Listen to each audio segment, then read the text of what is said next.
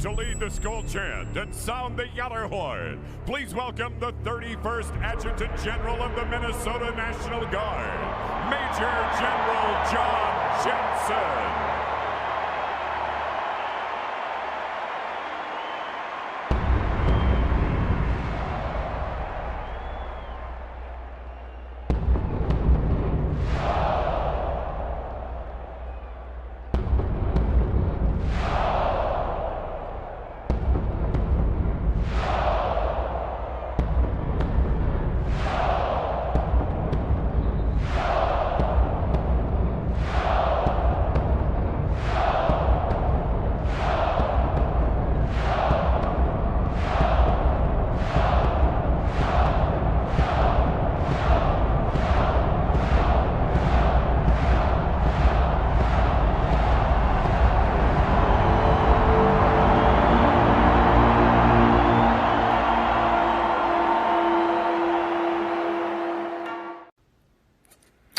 Well, hello, this is John Randall, Minnesota Vikings legend, and it is my pleasure to say, Minnesota Vikings fans uncensored, are you ready?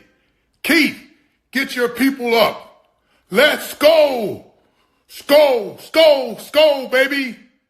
Let's go. Hello, Vikings fans. Welcome to the Let's Skol show. I'm Fish. With me, as always, I have Mr. Positivity, Cody Bowden. He who greets with you smoke, Skolful Shack. Keith's in the background doing his Keith stuff. He'll be joining us in a minute. Welcome to our week one show. Yes.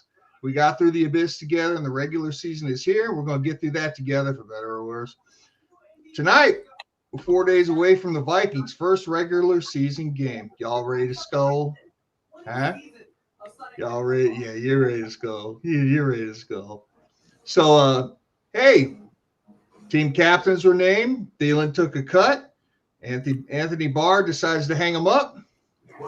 Got our expectations for this season, and we're going to predict the schedule for a final time. We got a week one preview for our game against the Bears, and we welcome some Bears fans in to go SKOLing with the enemy to gain some perspective from the other side. Cody's going to call it. We're going to go around the Gallahorn, and we're going to give our weekly predictions and hot takes. And at the end of it all, we're going to give you a chance to come on the show and speak your thoughts. But before we jump into that, let's break the ice. Fellas, the season has officially kicked off. We got football tonight, tomorrow, Sunday, and, of course, our game on Monday. What are your plans for the weekend? How are you going to be watching the game? You got anything special for food you're making? 100%. I've been prepping all week. I've already made nachos this week. I've already made hot wings this week just to get them right and perfect for the game. I like to eat right when the game starts, and I'm a timeline-oriented guy. So I will be in my cooking mode around 6, 7, I'm in the couch, 7:20, I'm flipping the game on. So and it's all the way from the kickoff show all the way through. I enjoy watching, especially that first week of football, that first night of football. I'm so excited. It's finally here. No more dragging off season. That's what I'm talking about. What up, Captain? What's going on, fellas? Skol. Skol. Shaq, what you gonna be eating? Are we gonna see it on camera? That's the real question. So I'm thinking about making some double stuffed potatoes, and I might do some ribs. You know, I gotta celebrate. It's been a long all season, so yeah, start the season off right. With some good cooking and good food. Mm-hmm.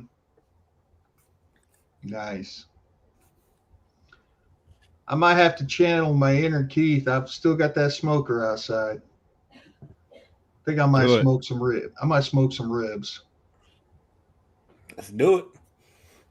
Do it. I'm thinking of doing a pork butt on Sunday since the Vikings aren't playing. Just have some meat smoking the whole day while watching football from morning to night. And then on Monday for the game, keep it real simple. Leftover pork butt, nachos. Mm-hmm. But we'll see. We'll see if I get to all that. If not, we're ordering pizza. Keep simple. Wrong with that. Well, like Fish said, we are 4 days away from the first game, and like we've done all off season, and this will be the last time that we do it. We'd like to go over some of the players who have worn that number for us. Quite a list. I bet you some of you didn't know that Archie Manning was a Minnesota Viking. A Minnesota Viking great. Wow. I hope he had Not a better really. He debut played- in college than his. Let's say he played about as good for the Vikings as his grandson played in college. He played 6 games for the Vikings. He only started in 2, 545 yards, 2 touchdowns, and 3 interceptions. So yes, not the best part of his career, but this is where Archie Manning ended his career. Did Archie Manning even have a good career? That's a good question. I don't think he played with the Aints. I think, right? Yeah, he did. Yeah.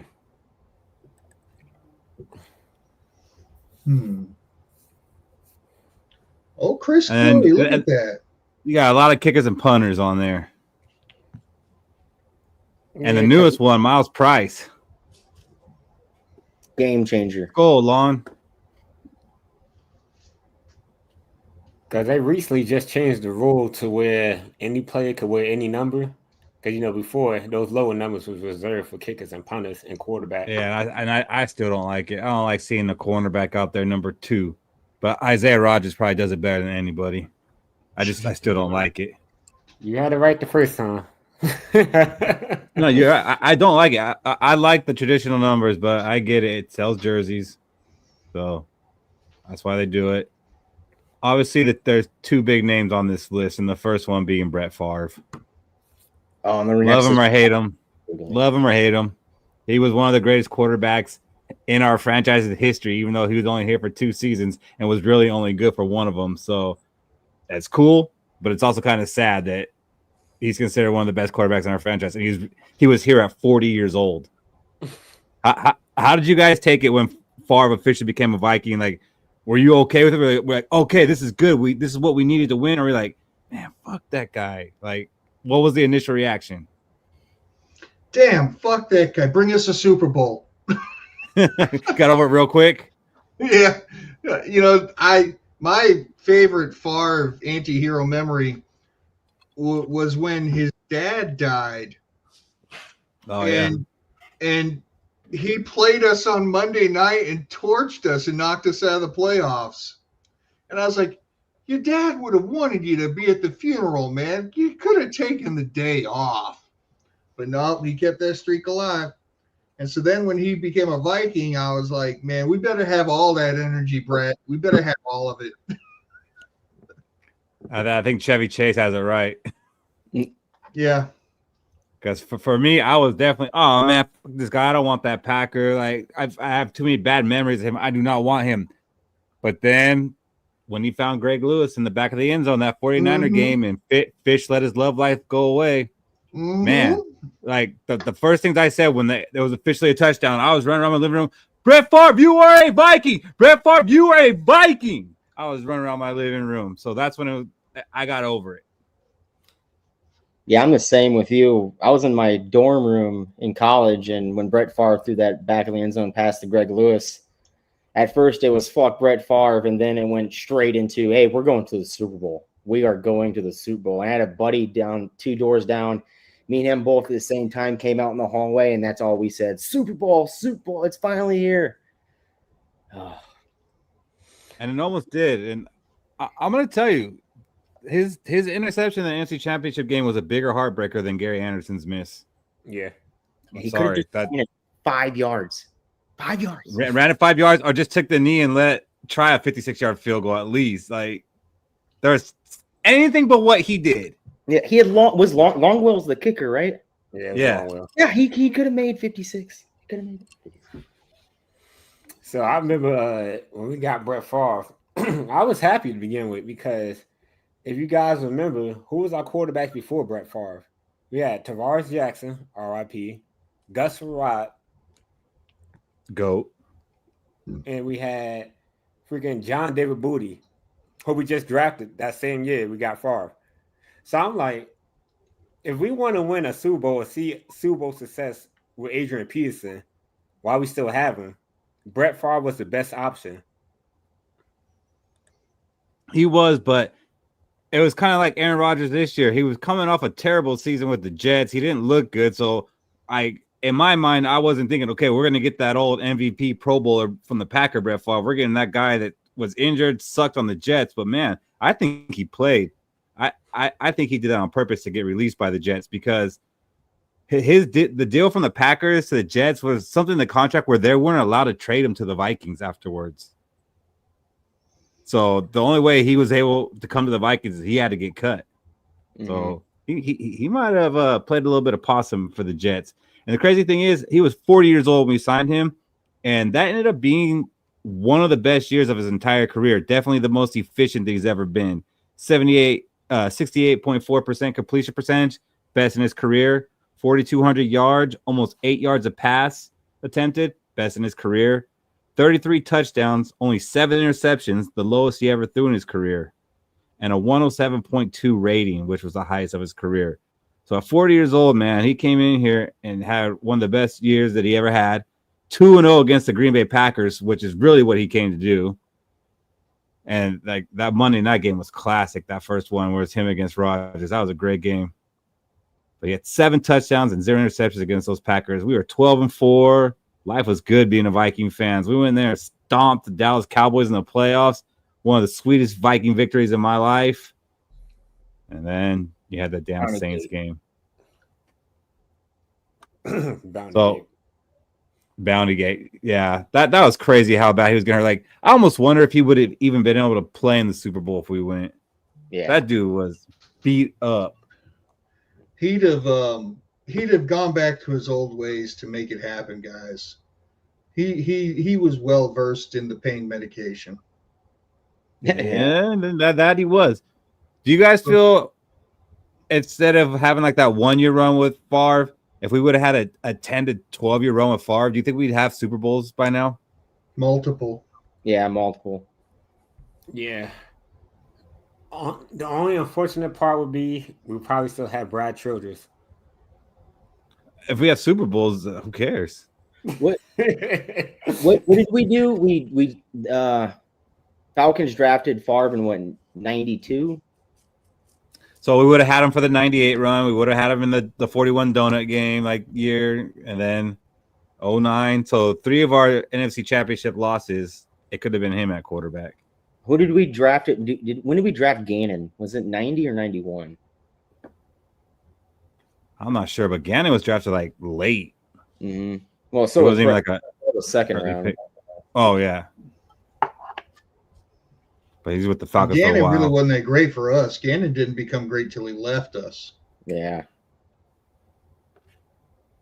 One of the best things though is his Vikings jerseys in his Hall of Fame locker, and that drives Packer fans crazy. Mm-hmm. So we got a little bit of stick it to them. The other number 4, Dalvin Cook. Yeah, didn't he only wear that for like one season though? He did. He'll be 33 in our hearts. No, he's number 4. He's number 4 for the segment. Second round draft pick by the Vikings in 2017. And if you don't remember, we didn't have a first rounder in that draft because we traded away for Sam Bradford. But getting Dalvin Cook in the second round was kind of like we didn't lose anything, because Dalvin Cook was a very talented back coming out of college. He just had character issues off the field, which his whole time here I never heard anything. So I don't know what those were. My only concern about him when he was coming out was I watched him carry the ball, and he was carrying the ball way too high. And I was like, man, defenders are going to punch that out. He's going to be a fumbling problem. But look at him hit them home runs, man. Definitely a home run hitter. What I was worried about was, the first 2 seasons had injuries. He had the big injury his rookie year after only 4 games. Then he came back and had a hamstring injury where he missed a bunch of games. I was like, oh, man, this is not a good start. But then he went on a run of 4 straight 1,100-yard seasons, which is one of the best 4-year stretches we've had by any running back at any time. Of course, Adrian Peterson had a stretch like that. even better, but it was one of the best 4-year stretches that we had by any running back, going over 1,100 yards each season. Had 4 Pro Bowls, 43 touchdowns. He was a beast, and I feel like a lot of fans kind of soured on him once the Vikings let him go. It was kind of like, fuck that guy. Not Shaq though. Shaq was always big on Dalvin Cook. Not Shaq. I'm loyal. I think Dalvin Cook would have had a way better career if he had another running back in the room that would compliment him, like a bruising back, like how Jahmyr Gibbs has Montgomery. I wish we had a Montgomery to place with Dalvin Cook. And I always knew that was going to be his downfall because we literally ran Dalvin Cook like he was Adrian Peterson. Mm-hmm. He looked like it at times. Yeah. That was only going to last for so long. At times, he had that bruiser. Yep. So that's our number 4s, and that's our last player features for numbers because there's none left. We could do 0. -2. -2. Alexander Madison? Was he number 2 for? But we all know when the numbers go away, it's time. It is finally here. Mm-hmm. What's up, Tanya? Skol. Skol, Tanya.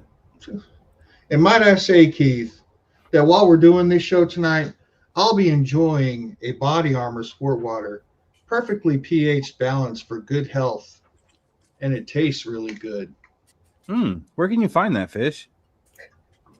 At grocery and convenience stores all around you. All right. Just practicing. Nah, make them think, bro. Make them think, bro. So not a whole lot of news came out, but what did was we found out Adam Thielen actually took a pay cut to facilitate the trade back to Minnesota. First of all, the Panthers GM sat down with Adam Thielen and asked Adam Thielen what he wanted, and Thielen told him, I want to go back to Minnesota. And so he made it happen. He's like, I'm not going to stand in the way of that, and he made it happen. So, I mean, that's great to know. Like, yes, he probably wanted to be here the last 2 years. He didn't want to leave. There's even rumors coming out that the Vikings actually never even offered a restructure on his contract. They just basically cut him and took the savings.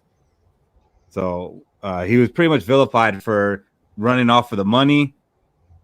Might not have happened that way. We don't know the full story. But anyways, he took a $2 million pay cut on his salary to be able to come back to Minnesota, plus cut out $4 million worth of incentives. He may be taking a $6 million hit just to come back and play here. He wanted to come here. He wants to come try to win a championship with the Vikings. That's all this is about. So, Fish, when we first made the trade, you said you were a little bit whelmed. Does this do anything to move you a little bit more? I mean, it's great to hear that, of course, and I'm really surprised that it didn't move your needle more, Kmart Keith. My needle was already moved. No, I mean, it wasn't a restructure. Like, it wasn't a restructure where he's still going to get the money. It's just it's going to hit the books different. It was a pay cut to come home. And you know what that tells me? He believes like crazy in J.J. McCarthy. Because if he didn't, I don't think that he would have. Yeah, the hometown nostalgia. I don't know, man. So yeah, I mean, still not. I don't think he's going to be like this difference maker, but I think it makes the story better, and it makes the thoughts of him coming back. He did something to make it happen, beneficial to the team, and kudos to him for it. Well, like you said, that means like he probably believes in J.J. McCarthy, and that's not just from things he's seen or heard. He's been out there practicing with him the past 2 off seasons. Thank you, George. Skol. Thanks, George. See you there, bud. We will try to stay safe for sure. No promises. Keith So what do you will think be about our that? North Star. He will keep us safe. All right, because I'll be the sober one. What's up, Lo? I know Lo's happy that Thielen's back. She brought that jersey out of the closet for sure. Mm-hmm. What do you think about She's Thielen our taking that 19th cut, Cody? viewer. Man, I wouldn't, even if he did take the cut or didn't take the cut, it wouldn't have mattered for me because we got our hometown hero back on the team. It's like, you know, with the love for Harrison Smith playing for the Vikings, wanting to be part of the Vikings till the end of his career. I was kind of heartbroken when he left, you know, and people, yeah, he's old, whatnot. He lost his step, man. But he's still a Minnesota Viking. It's fandom mode, fanboy mode. A Minnesota Viking, always Minnesota Viking. Bring him back, lift the spirits of this team up, you know, and especially after the wide receiver debacle that we got going on in the room right now. Just bringing him back is just so much more for us. And the pay cut is just like the cherry on top.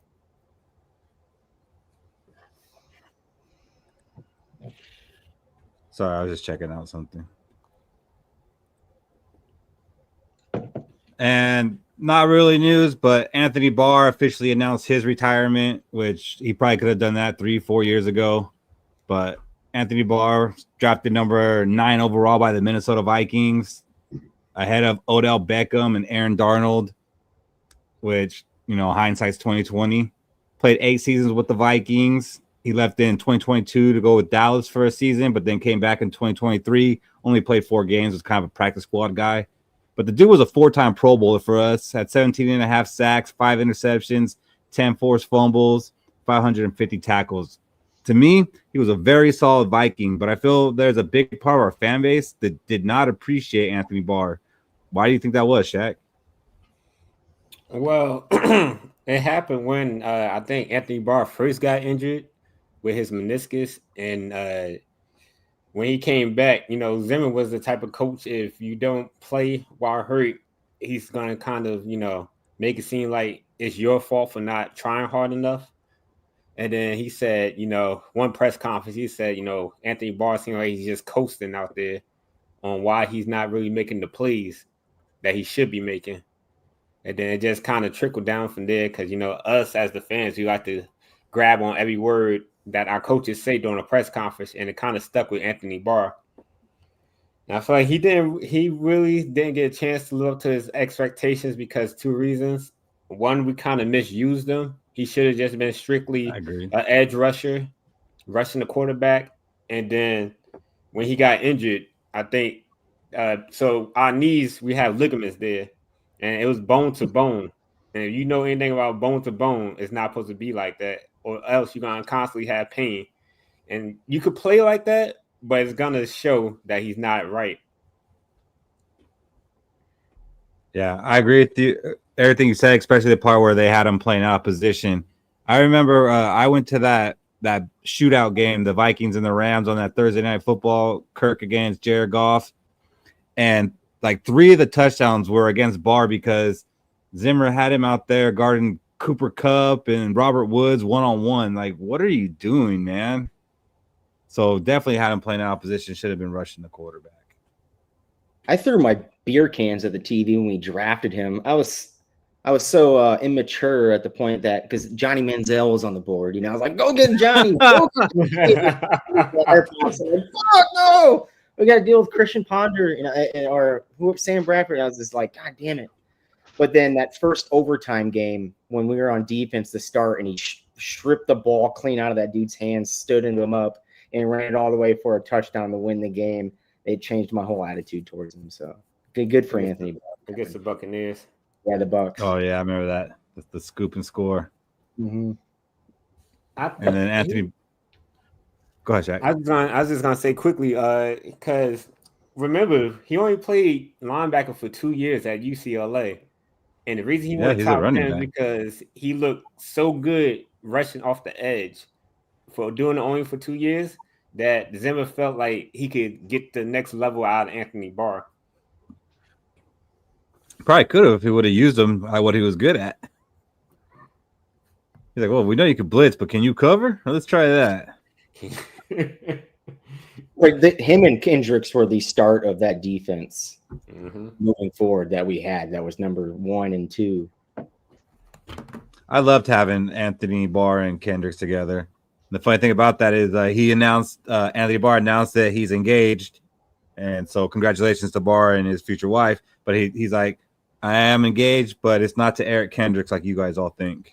Let They me tell you all something. You know, when I see Dallas Turner out on the field right now, my God, if he just doesn't remind me of Anthony Barr, build-wise and everything, he just seems to remind me of him. And I think that not only was he misused, he might have been in the wrong kind of system. Maybe Anthony Barr would have been better as an outside linebacker in a 3-4 system instead of that 4-3 we ran, because he probably wasn't designed to give that double-A gap mug look and then try to backtrack out into his own. Yeah. Oh, Timmy. God love you, Timmy. You are doing the Lord's work. I tell you what, if you play Madden Ultimate Team, Anthony Barr is a staple on your defense. So now let's go ahead and jump into this 2025 stuff. 2025. Last week we looked at the offseason. Now we're going to look at the season coming up. And I just want to ask you guys off the bat, what are each of your expectations for this season? Obviously, we all want Super Bowl, but is that like honestly your expectation? If it is, cool, say it. If not, Shaq, what is your expectation for this team this year? Super Bowl. Okay, I knew it. That's why I went with you first. I mean, at minimum, I'm requesting one playoff win for JJ McCarthy.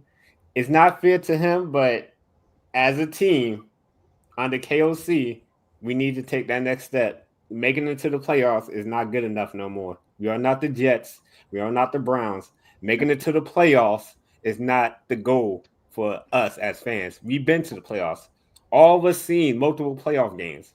That's cool. That's fine and dandy. But we need to start winning these playoff games.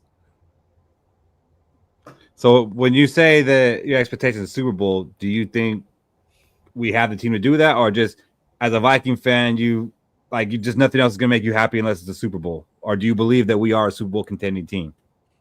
With a little bit of luck, I'll say that. With a little bit of luck, okay, if things go our way, we could go to the Super Bowl, but it's going to take a lot.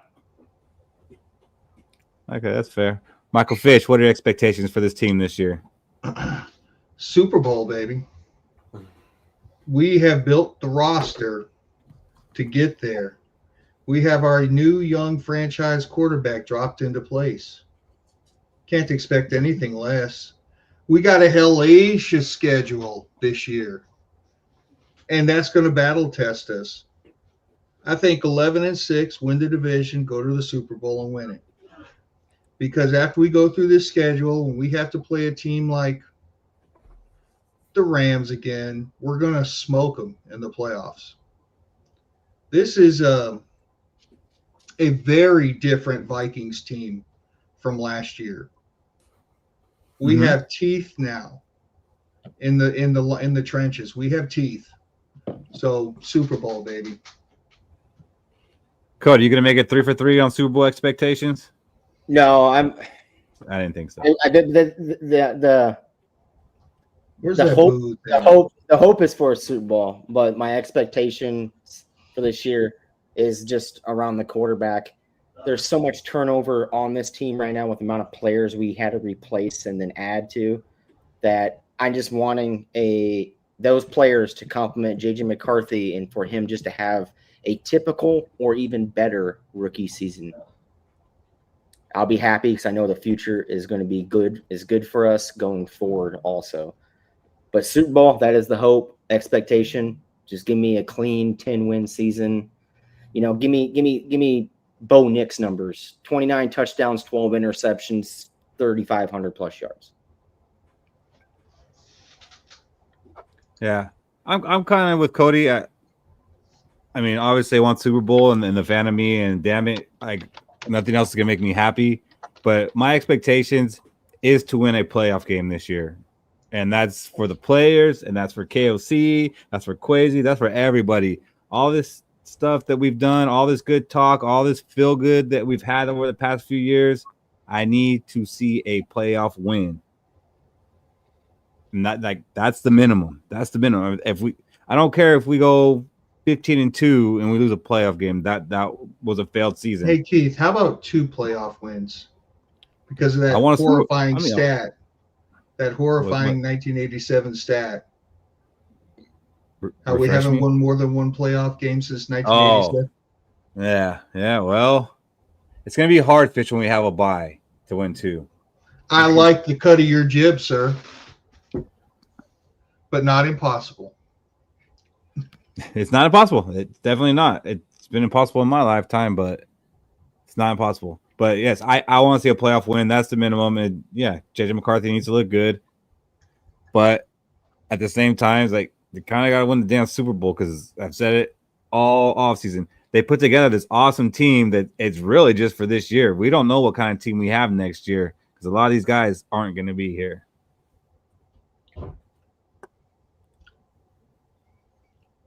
God, that's a lot of shit on his shoulders. I said it's not his fault, but so we have pretty lofty expectations, playoff wins, going to the Super Bowl. Cody, what makes you most confident that we can achieve these expectations, and what kind of worries you that we're going to fall on our face? The defense. I think the defense is going to hum this year under B-Flow.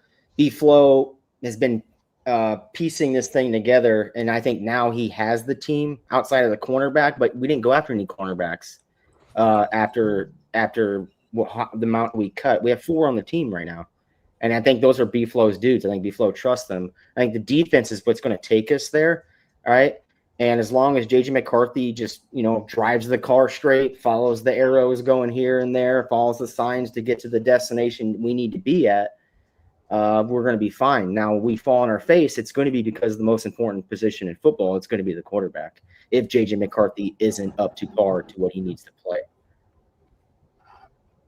What about you, Fish? What are you most confident about that's going to get us to your Super Bowl expectations, besides Isaiah Rodgers? Okay, that's fair.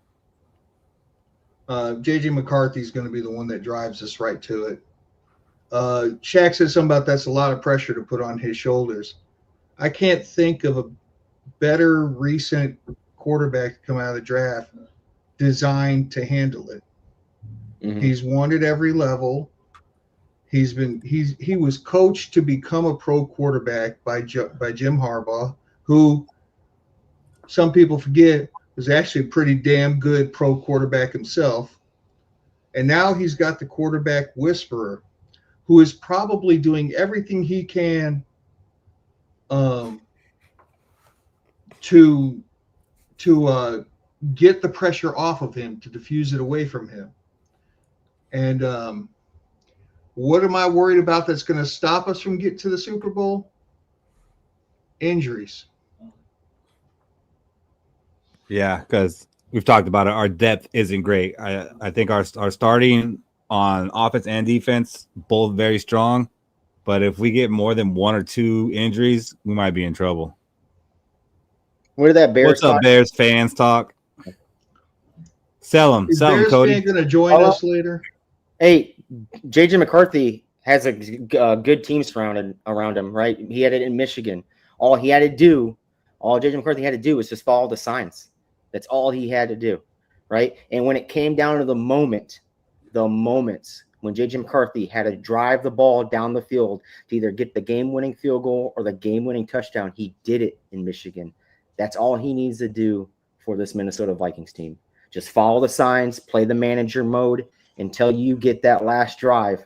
Take it down the field, throw your ball on the left hash mark like you did against Alabama, win the game, go to the national championship, go to the Super Bowl. That's how he's going to get us there. Follow those signs.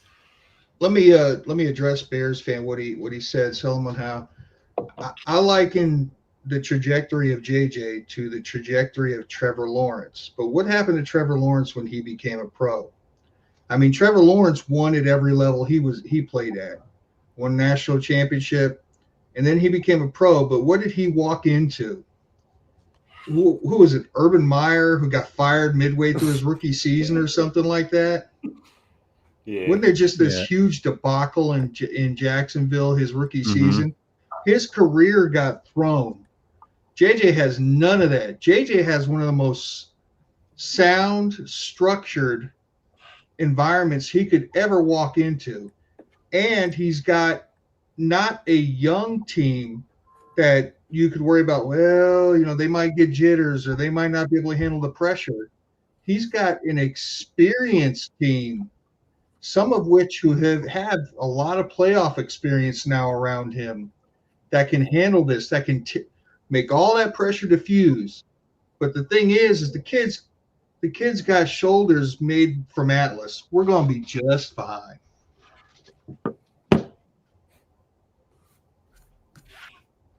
Does that answer your question, Mr. Bears? To continue with what Fish just said, and KOC brought up a good point about that. Quarterbacks don't usually fail. It's the organizations that fail the quarterback. True that. Mm-hmm. Skol, Lucy. Yeah, and the biggest key component of that is if you look at Nick Foles, right? Eagles didn't fail Nick Foles. When Nick Foles left the Eagles, he was trash, garbage, garbage, right? And he was good when he played for the Eagles the first time around. Got to the Rams, garbage. Came back for the Eagles, won a Super Bowl. Like, it's ridiculous how organizations fail quarterbacks. That's someone who knows bad QB play. Yeah, we know a little something about bad QB play ourselves too. Yeah, we've had a few come through. Mm-hmm. Not yet, Lucy. I introduce you to Christian Ponder, Bears. What do you guys think our identity is going to be more this season, offensive or defensive?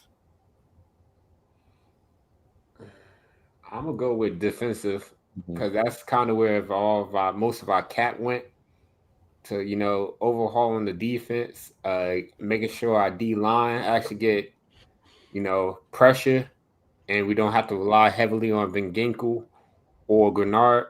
So now we can use Van Ginkel more as you don't know if he's going towards a quarterback or he's going to stop in the intermediate short routes, the flats, to catch a pick. So it gives Flores more diversity with his defense. Yeah, I think Flores is on the hot seat if this defense sucks this year. That's a hot take. I wonder what Vic Fangio's up to. Yes, sir, Tommy. What do you think, Mike? I said Mike. That's funny. Michael Fish. Are we going to have more of an offensive or defensive identity this season? I think we're going to control the clock more than before. Less quick strikes. So I guess defense. I guess that lends in more to the defense. But we're going to have more time of possession positive in ours. So, yeah, defense. I agree with defense. You agree too, Cody? Yeah, 100%. Defense and which is crazy, though, when you think about it, because we're over here praising J.J. McCarthy, as we should. But then you look at, we got Justin Jefferson, we got Jordan Addison, we got T.J. Hawkinson, we got the two running backs and Aaron Jones and Jordan Mason. We just put together this badass offensive line. So, I mean, I think our offense is going to be good. And if our defense is outdoing them, that should be pretty special. Yes. And we have the offense to be a really, really good game managing offense, which is, if you can just get 4 yards, 4 yards, 4 yards, 4 yards, 4 yards, I'm happy with it. We don't need to see these big shot plays all the time. Those 97-yard passes to Jefferson. It's exciting, right? And maybe moving the ball 4 yards, every play is kind of boring. But the defense is going to keep us in the game, and those 4 yards is what's going to win us the game. All right. Before we get into this Bears game, I did want to do something just a little bit fun here and kind of go through Viking award predictions. Since, this is the last chance we can do it. We can't do this after they play a game because it'll be spoiled. So who do you guys think ends up the team MVP this year, Cody? Justin Jefferson. I think Justin Jefferson is going to be everything J.J. McCarthy needs to be successful. And I think J.J. McCarthy, even though Jefferson has been out with his hamstring injury, he's got to nurse it all year, I think McCarthy's still going to look at J.J. McCarthy all year long, and he's going to help that quarterback become a really good quarterback in this league. Is anybody disagreeing that Justin Jefferson's going to be the team MVP? Anybody got anybody else? Or are we just going to Harrison frickin' Smith. Oh. That last ride? No, I don't have the greatest amount of confidence in our DBs. And I think that he's just going to kind of put it together. You know, a great leader can turn that around. So I feel like he's going to be the one that's going to make the backside of that defense pull it together in clutch situations. But yeah, Harrison Smith. That's an interesting one. Is that what you're going to say, Shaq, or did you have a different one? I was going to say Sam Darnold. Oh, never mind. We got rid of our MVP from last year. Oh, what are you saying? He's going to throw a pick six against us? That's going to be the ultimate winner. That's going to put us in the playoffs. I agree. A division-winning pick six for us. So I'll say to spice things up, I'll go with Darisaw. You know, we don't really get off the line a lot of play. I feel like Darisaw is finally going to play a full season, and he's going to show why he's one of the best tackles in the league by protecting J.J. McCarthy's blind side. That'd be good. Hopefully he plays all 17 games in order to do that. The Cowboys and Eagles are going to a locker room in a weather delay. Didn't the Cowboys have something like that against the Steelers last year, like week 1 or 2? Something, right? Yeah, and I mean normally that ends up being at least a 30-minute delay. So you guys got no choice but just to pay attention to us now, because that game. Welcome to the show, baby. Well, welcome to the show. This is the Let's Skol show, where we talk Vikings and Vikings only. I'm gonna go with Jonathan Grenard's gonna be our MVP. Nice. I really think that dude's gonna approach 20 sacks, if not hit 20 sacks. He might have 2 or 3 on Monday. He's gonna set the tone for that defense of identity that you guys are saying we're gonna have. I think, Blake Cashman, I think he is kind of the leader of the defense, but I think Grenard's the tone setter. I think the way Grenard goes, the defense goes. When Grenard's in there and he's having a great game, that defense is going to have a great game. And I think that's going to be most games. I think the man is going to go off this year. So I'm going with Grenard, defensive identity, defensive MVP. So we all had a different one.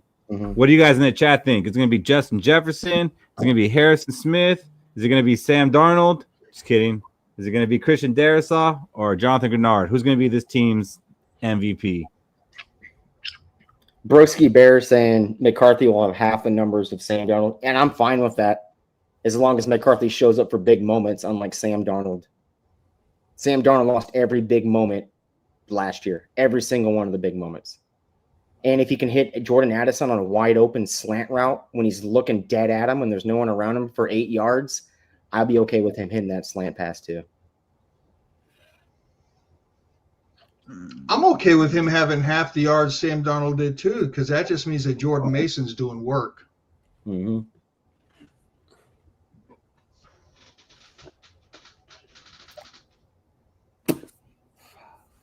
Tanya says Harrison Smith.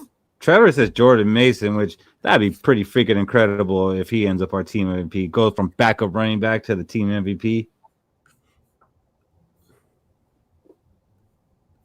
Well, it looks like everybody agrees that it's going to be Grenard.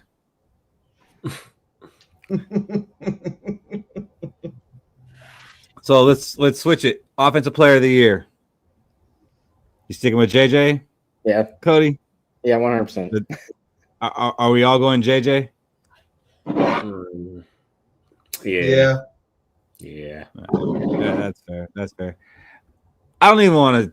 No, I'm not gonna do it. I'm not gonna do it. All right. Defensive Player of the Year.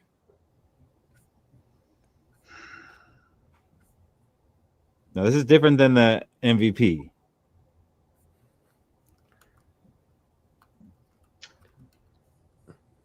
Are you saying it's different defensive MVP and defensive player, or are you saying The defensive player of the year. I mean, I know Fish said Harrison Smith for MVP, but usually the MVP and the player of the year, those different players. They usually don't get both awards.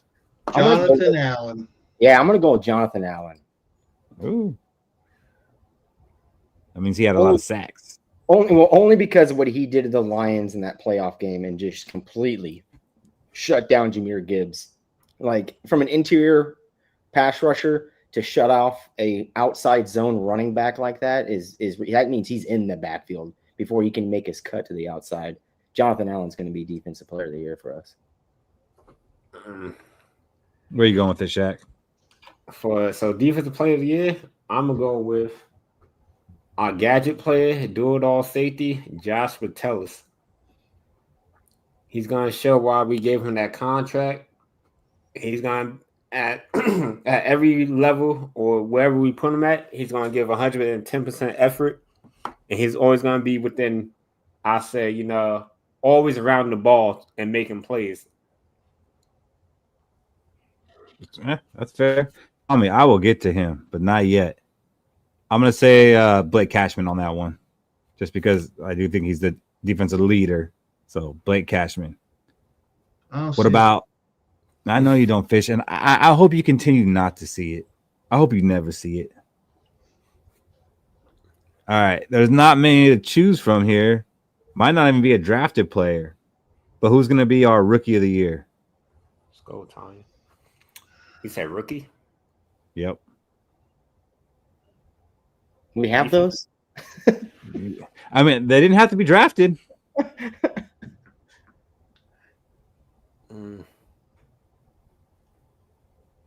Oof.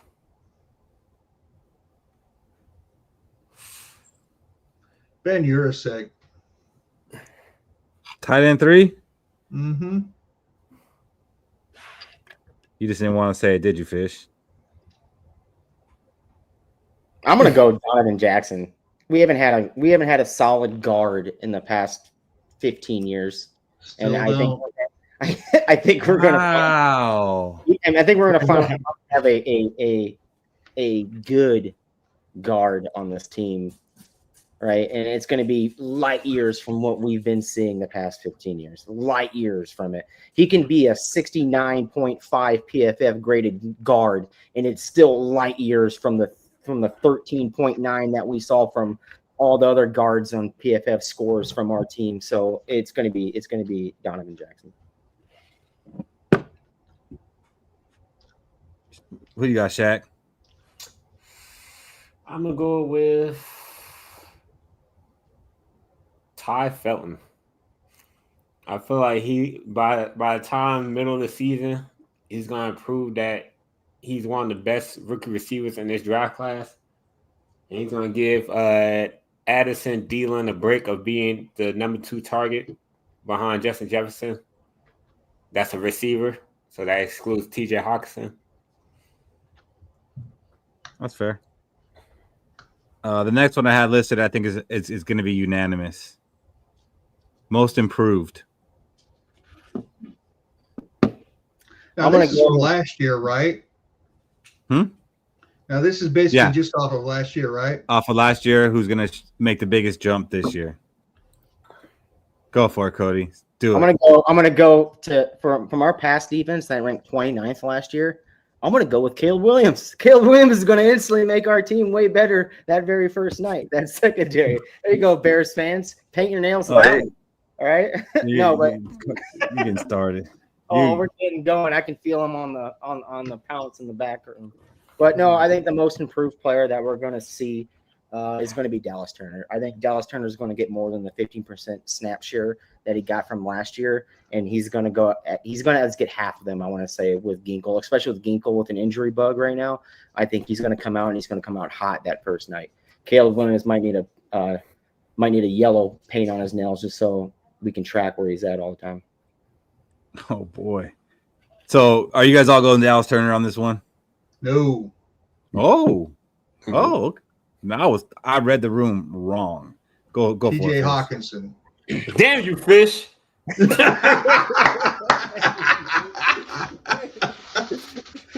Damn you to heck, Fish. Why you always jumping people's takes?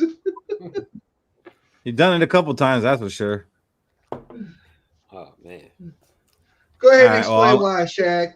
Go ahead, take it, baby. I'll explain it. Basically, we didn't even get a full season of TJ Hawkinson last year because he was still coming off the pup. But he started to show that he was getting healthier later as it got through the season. We started to see him build that chemistry with Sam Darnold. Now that we have a legit offensive line, a quarterback who could play with timing, and TJ Hawkinson is 2 years removed from that ACL, MCL injury, I feel like he's going to be the most improved and get back to the tight end we first originally traded for, who was better than Sam Laporta. Go Hawks. Go Hawks. Cody can't go wrong with either of that. No. All right, we got our 3 Bears in the background, so let's go ahead and let's jump into this game. We got week 1, fellas. Vikings Bears Monday Night Football. They set this up perfectly. Be Caleb Williams versus JJ McCarthy. The Vikings and Bears have faced each other 128 times, and the Vikings lead the all-time series 68-58 and 2 ties. Vikings won both games last year. One was a little nail biter in overtime, and the other one we whooped them at home. And the Vikings have won 8 of the last 10 meetings. Vikings going to this game favored by 1.5, unless that's changed since last night. And Vikings injury report: Darisaw, Harrison Smith, Elijah Williams, and Xavier Scott did not participate in practice today, so we're going to have to watch that over the next couple of days. Jalen Naylor and Andrew Van Ginkel were full participants. So a little bit of shaky news and a little bit of good news. For the Bears, the biggest one I saw, Jalen Johnson was limited in practice. So we'll let them tell it, but that's going to be pretty big if he can't play. It's a good time for Cody to run out of here. When nature calls, right? And when it calls, it calls. So right now we're going to get into Skol with the enemy. Be nice to these guys, people. Yeah. We got Sean, we got Rob, and we got Bob. Welcome, fellas. What's up, fellas? What's going on, fellas? I'm just get excited, pumped up for this game. Why don't you guys tell us a little bit about your Bears fandom, and you can tell us your podcast name. Just start with that. Yeah, so Rob, why don't you go first? All right, yeah. So I'm Rob Schwartz. I've been a fan since 2002-ish. I have been a fantasy blogger, a Chicago Bears blogger for about 6 years for Bear Goggles On. It's part of the Fansided Network.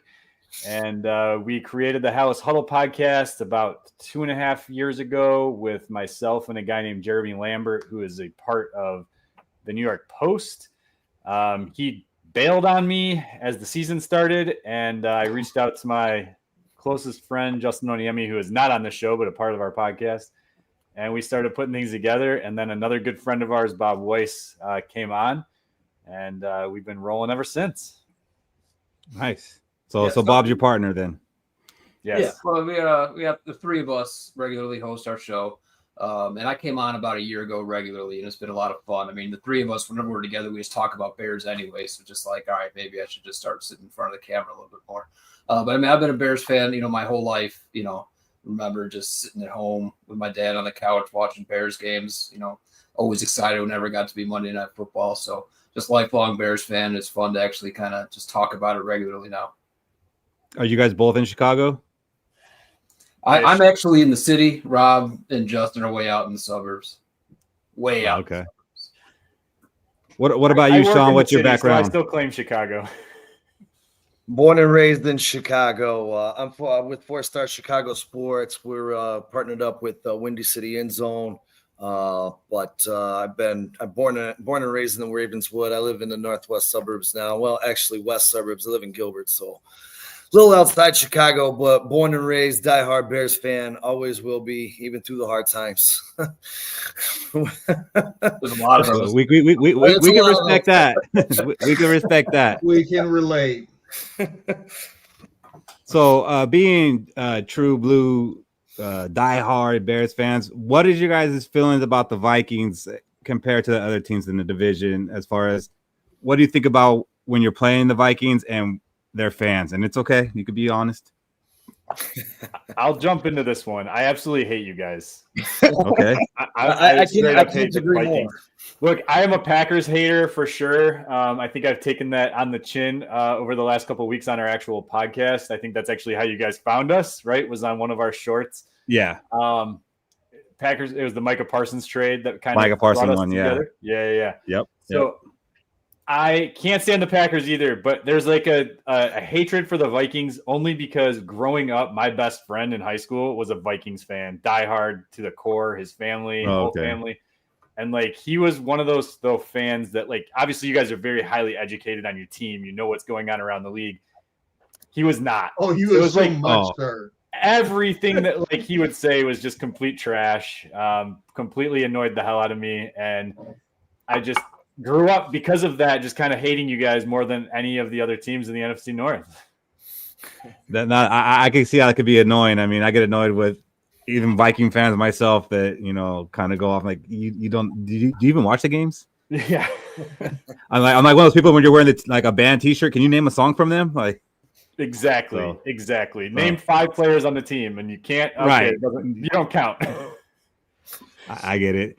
So what about you, Sean? Yeah, I mean, I can't say I hate one more than the other because both fan bases annoy me. I'll actually be down really close to Green Bay next week for Washington and Green Bay. So I have a nice red shirt picked out with gold trim for that particular game. And I'll have this white Bears hat on to represent. Should be fun. We have a place up there. I was down there for the Niners-Packers playoff game, and I caught a lot of shit, even though the Niners won. So it'll be fun. But for me, it's kind of like the Brewers.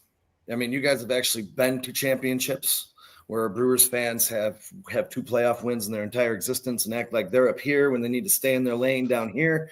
Mm-hmm. So that's kind of where I am.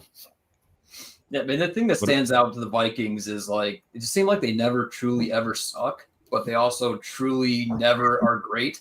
They're just always just like stuck. Like we're always picking in the 20s in the draft, buddy. For a Bears fan, it's like, well, they're still generally always a step above us in the standing. So it's like, you know, but it's still just it's fun to still razz on the Vikings fans that they're never great and they never win anything either. So there's that. But as far as fan bases, it's far and away the Packers are the worst in the division. They are. It's truly awful. And they came out in droves last week when we kind of shat all over the Micah Parsons trade. And like they were just like they just like genuinely believe that they're better like people than us because the team they root for is better than us. And it's just like just relax. Like it's just football. You're not going to come after me because we had something negative to say about your trade. It just would not stop. They won a Super Bowl. Did you notice that the comments got quiet after the news came out about that L4, L5 sprain though and the epidural? Yeah, there was a little kind of tamped it down a little bit, didn't it? Yeah, for sure. Yeah, we're gonna address that a little bit too to see exactly,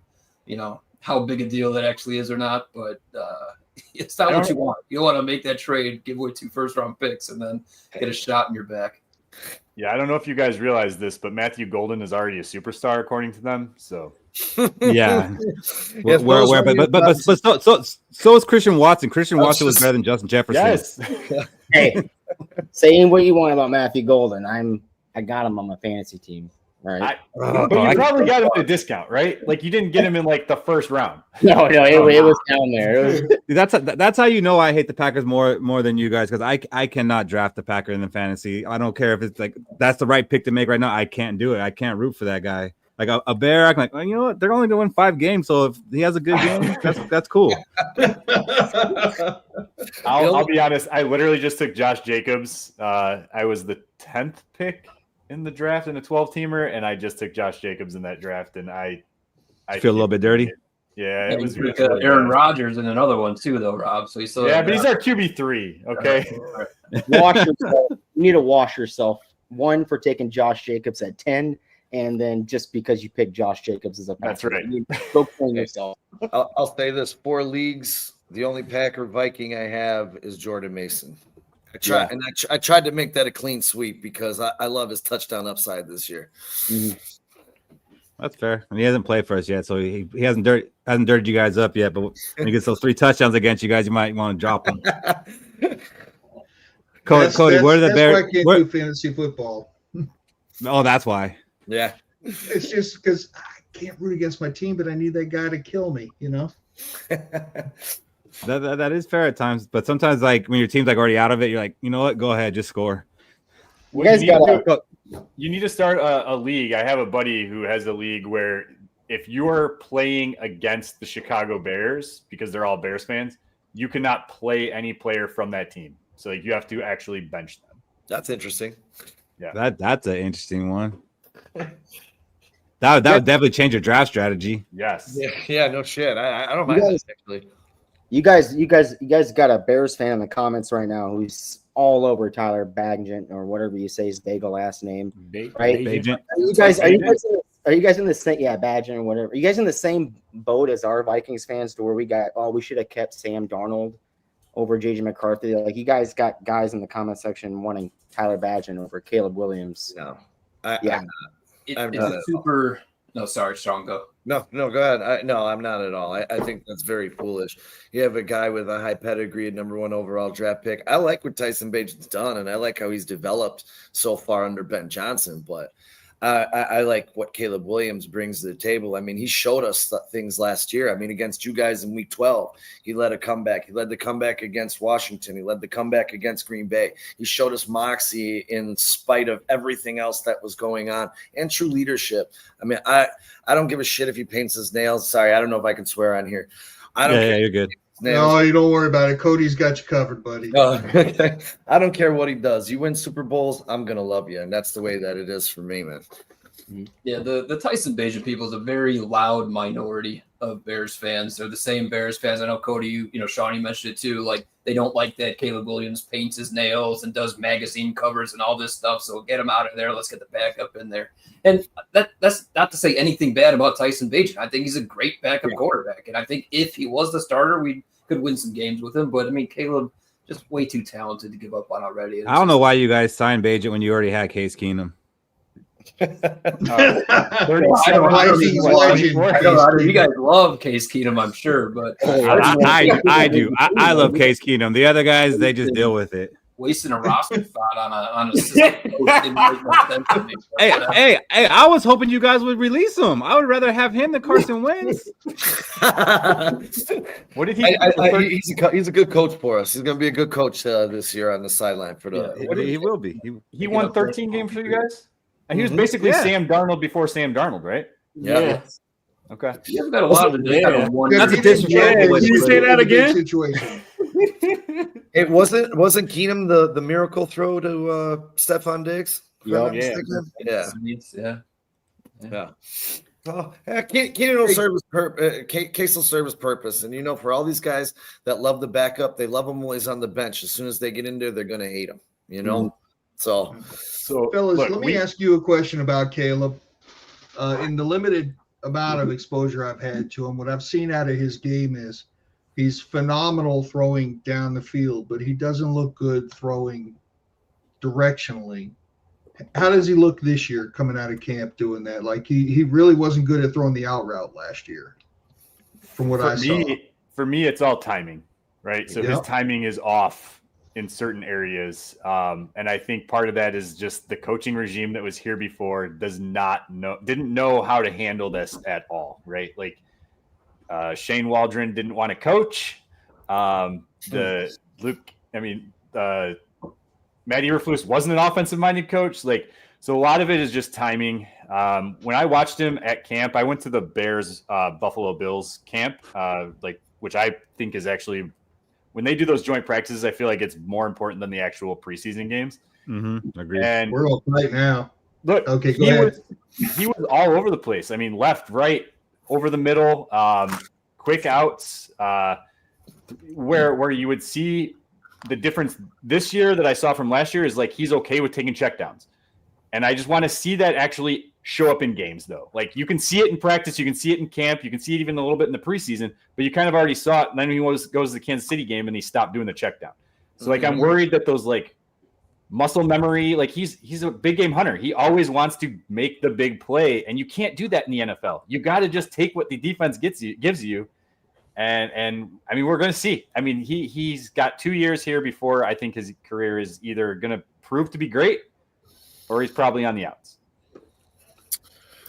Yeah, for me, I like what I saw against Kansas City. I mean, he was actually throwing with anticipation. The process and operation looked really good. And like you just said, Rob, as soon as they went to Kansas City, it was like, poof, that was all gone. So for me, like going in right now, it's going to be more process than result. Obviously, I want the results to come, but I want to see this process in the operation cleaned up. And he had success against Minnesota last year. He had immense success against the blitz. I mean, Flores blitzed them 50% of the time last year, and he threw 3 touchdowns against that press.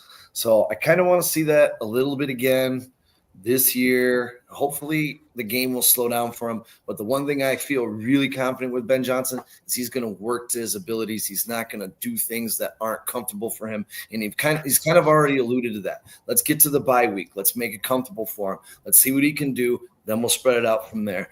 So the same thing that goes for JJ McCarthy. I mean, I don't know how you guys feel, but process over results right now. Let's see what he's got. The guy's never played an NFL game. He was limited in his pass attempts in college. They chose not to let him throw against Penn State. I mean, I don't know if you guys feel like he's going to come in and go 25 for 30 against the Bears for 400 yards. I would say you guys are absolutely nuts. I don't think that's going to happen. But I think Dennis Allen's going to mix a lot of things up and make his life rough under the lights on Monday night. But that's me. I think we have 2 of the best coaches that matches with 2 of the best quarterbacks in our division. Because KOC is very scripted, right? And he's got a robot for a quarterback now, McCarthy, because McCarthy was very scripted for Michigan coming through. And Ben Johnson's not scripted at all. And that's where Caleb Williams thrives, like this unscripted offense. Give me some weird shit going on here, hook and ladders, just do whatever you got out there to win the game. So I think both teams are set up for more success this year than what the Lions and Packers are. I think the Lions and Packers took a step back, even though adding Micah Parsons was good for the Packers. I think they took a step back just because what these new coaches can bring for you guys and what our coach can bring for our new quarterback. It's a match made in heaven for both sides. You guys want to know how so I'm a big draft guru, right? Like that's kind of what's set us apart for our podcast at the House Huddle is I dive real deep into the draft process.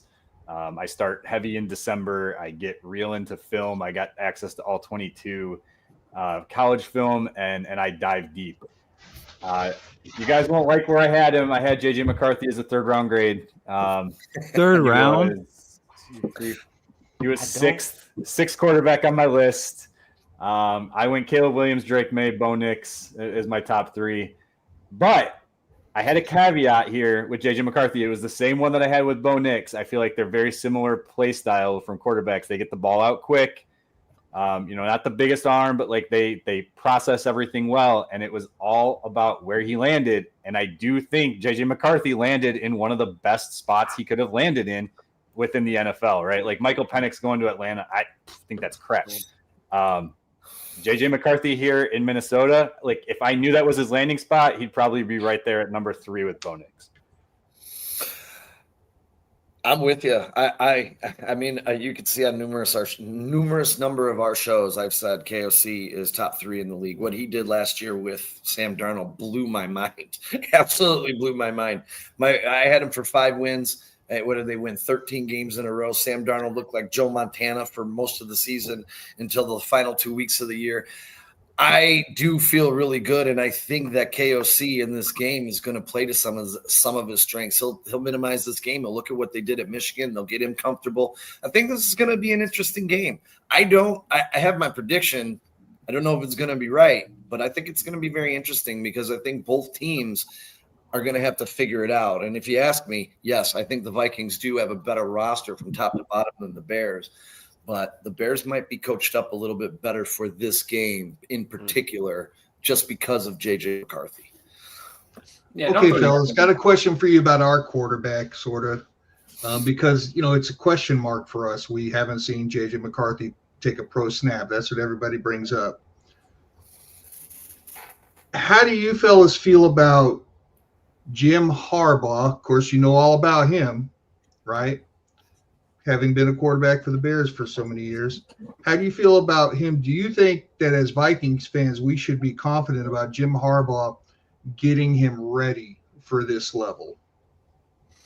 So that's actually where I was going to go a little bit with the JJ McCarthy talk. Like last year when, there was talk about should the Bears trade down, take the haul for that first round pick or just keep the pick. Like I would have been totally fine trading down and grabbing JJ McCarthy as our quarterback because he was coming from Michigan, because he was coming from Jim Harbaugh. And of course, Jim Harbaugh's going to say what Jim Harbaugh's going to say, but he said he would take JJ McCarthy #1 overall because he's a quarterback. He's going to do what you're supposed to do within the offense, let the offense kind of be the star. So that's like what Rob was saying, he landed in the perfect spot when you got Kevin O'Connell as your head coach. You got a quarterback like that coming in with weapons like, Jordan Addison and Justin Jefferson. Like that's exactly what you want. So I'm kind of green with you there that I think that absolutely helps having Harbaugh in his background, going to help out McCarthy's transition here. Yeah, Bob's right. I mean, you can't get around the fact that he's been a productive, successful NFL coach forever, right? Like he walked into the Chargers, that team underwhelmed, and then he walks in and they just perform great. I mean, I know they didn't get very far, but in deep into the playoffs or anything, but like they're also in the AFC with some of the best teams in the league in Buffalo and Kansas City, and Baltimore, right? So I mean, to think that they were going to win anything is kind of hard anyway. But my one like knock on it being Jim Harbaugh is a running. He wants to run the football, right? Like Greg Roman, he brought him in as his offensive coordinator. He wants to run the football and set up the pass. But I feel like KOC does kind of a similar thing. I mean, to Ben Johnson here in Chicago too. Like, you run to set up the pass. Like you're not looking to just go out and sling it 40, 50 times. It's not like the Aaron Rodgers of the Packers in the day. And again, I'm very frustrated by the fact he landed in Minnesota because I was hoping he'd have a Spencer Rattler type career, and that's not going to happen now. No, it's not going to happen. And I think the fact that, he did play with Harbaugh in college, that's the reason that people think that he's this handoff merchant. No, that's just the style of football that Jim Harbaugh played. It's not that he can't make the throws and he doesn't have an arm. It's just that's not what he was asked to do. But his whole career, even through high school, he's shown that he could throw the ball. He could throw all the routes, and he is a quarterback. He's not just a handoff guy, but playing for Harbaugh, that's what you got to do. Herbert last year threw the least amount of passes he's thrown in his career because that's just the way Harbaugh plays ball. Were you going to say something, Cody? Yeah, I was looking about the Harbaugh thing. And Harbaugh trusted J.J. McCarthy to throw the ball in big moments, especially look at the Ohio State game, the final drive, running it down the field. Then against Alabama, probably the two biggest games outside the national championship for Michigan. It was the ball in McCarthy's hands, final drives of the game, going down the field and throwing it. So, like, he game plan, maybe run the ball. When the big moment comes, hey, J.J. McCarthy, here's the keys. Go drive this motherfucker. And it ended up in Colston Loveland's hands a lot, too. So Yeah. I'll be perfectly honest with you. For the Bears, it's going to be, Jordan Mason was he averaged 5.5 yards per carry last year. Aaron Jones had averaged 4.6 yards per carry versus the Bears. The Bears are going to have to stop the run, or it could be a successful day for Minnesota. I'm not trying to hate on my own team, but the Bears showed a little problem stopping the run in preseason. Obviously, last year, Billings was out. We didn't have Grady Jarrett in the preseason, so we haven't seen the sum of all the parts together. But stopping this run is going to be so important to holding down J.J. McCarthy. And I still think the mix of blitzes and the disguises and the schemes that Dennis Allen's going to throw at him are going to confuse J.J. a little bit, especially if the Bears can't stop the run. I think it'll be a tough day for him because Dennis Allen, no matter how you want to look at it, he's a genius on the defensive side of the ball. He failed as a head coach, obviously, but you give him a defense, this guy's going to shine. And I'm very interested to see the approach he's going to take against these guys. And it's got to have to start with stopping the run because you guys know you're going to try and pound the rocket right up the Bears' ass. So that's where it's going to have to start if the Bears are going to pull this out on Monday night. Talking about defensive corners that failed as head coaches, how about Brian Flores? I have a question for you guys. What did you guys think when they asked Justin Jefferson about J.J. McCarthy, and he said, guys, we're definitely going to have patience with him. He's a rookie. And that was just in the last couple of days. So is that him saying he's not sure he's ready for opening day? What were your guys' thoughts on that? I think it's the truth. I mean, he is a rookie, you know, and Justin Jefferson's a veteran receiver, always argued as the best receiver in the league against, like, it goes Justin Jefferson versus Devontae Adams, Justin Jefferson versus Jamar Chase. So he knows what he's saying, right? So I think it's truthful. You're going to have to be patient. And for a lot of Minnesota Vikings fans out there, I've been saying it this whole offseason. It takes one mistake. Even if he had 1,000 attaboys, one mistake erases it all, and they're going to be pitchforks and flames after him. And we're going to want Max Brosmer from Minnesota, that's undrafted free agent that shined in the preseason, because what we recently seen, you know, that's kind of feels like what this fan base is all about. It's what have we seen recently, and we really want to see it. And I honestly think Jay McCarthy is going to shine in this offense, and I think with all the slander and all the attaboys that he's going to receive, I think it's going to be an all right here. I think he's going to be agree eventually, right? But it's just like it's going to be very hard for him to match what Darnold did last year, right? So even the best projection for McCarthy, like, it's still going to be less than you got out of that quarterback position last year. Well, the thing is, I'm okay with him not matching Darnold, because Darnold in big moments didn't show up. What I've seen from McCarthy is in big moments he shows up. And that's where I'm like conflicted, to where I think McCarthy is going to be good, because we're going to look at the big moments more than what we're going to look at everything else. Didn't you go 14-3 and win every one score game?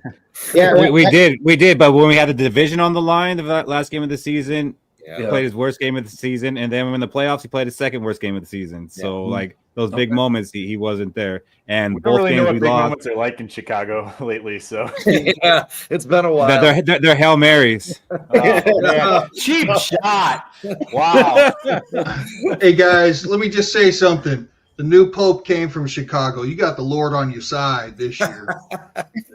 Sure. That is true. But he's also a White Sox fan. So what does that tell you? As for your question, Sean, JJ's actually been a pretty good politician since he came into the league. If I remember correctly, he did not consider Kirk Cousins in his top 5 or 10 quarterbacks when he was asked about it at first.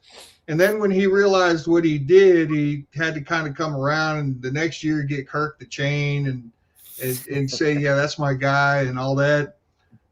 He'll always hedge his bets. So that being said, I mean, he's probably just like anybody else. What can you say about a guy who's never thrown a meaningful snap? Never thrown a meaningful pass, you know? You can be optimistic, but he's probably hedging his bets to diffuse some of the pressure off of his quarterback. If he were to come in and say, look out, y'all, JJ McCarthy about to light you up. All that pressure goes straight on to JJ McCarthy. You like that? Yeah, I think so too, Fish. Diffusing a little bit, and also telling the fan base, like Cody was saying, if he makes a mistake, let's not jump on this guy. Like, there are going to be mistakes, but we're still going to win, and we're not expecting JJ McCarthy to be the reason we win. Just don't be the reason we lose.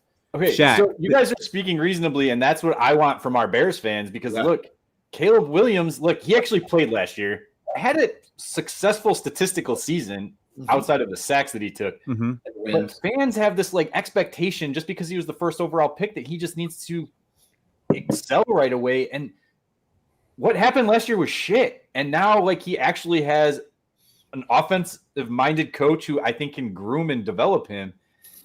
And there's going to be bumps in the road for him too. Chicago does not have the worst. Can't have any of that. Get out of here. 2 kinds of pizzas that are better than all of it. Come on. Wow. And don't call deep dish Chicago style pizza, because it's not. No. I tell you what, you got some of the best hot dogs on the planet, though. Yeah. All right, we'll take that, I guess. You got to come down and have some good tavern style Chicago pizza. Then you know what we're talking. Well, see, the thing is at some point this year I will, because the new Harry Potter store opened up in Chicago in April, and I'm a nerd like that, and so I got to do it. We're right there with you, Fish. My wife has a Harry Potter tattoo, so. All right, we can talk about this for 20 minutes, Keith. You go ahead and sign off. All right, so the fantasy draft. I've never watched a Harry Potter movie in my life, so I've only seen the first one. I've seen a couple. So earlier we talked about what is our biggest worry for our team and what is going to take us all the way. So what side is going to take you all the way? What player side of the offense, defense is going to take you guys all the way or the farthest? And what player out there is going to just nosedive you?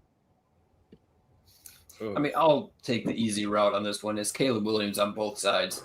I mean, it's he's either going to start to look like a real NFL quarterback the way he did against the Bills in preseason, or he's going to look a little bit lost like he did against Kansas City. And just how much, consistency will there be? I mean, last year he had no help, no support. He was just like our interim head coach, who I already forgot his name, literally told him to just go out and be Superman.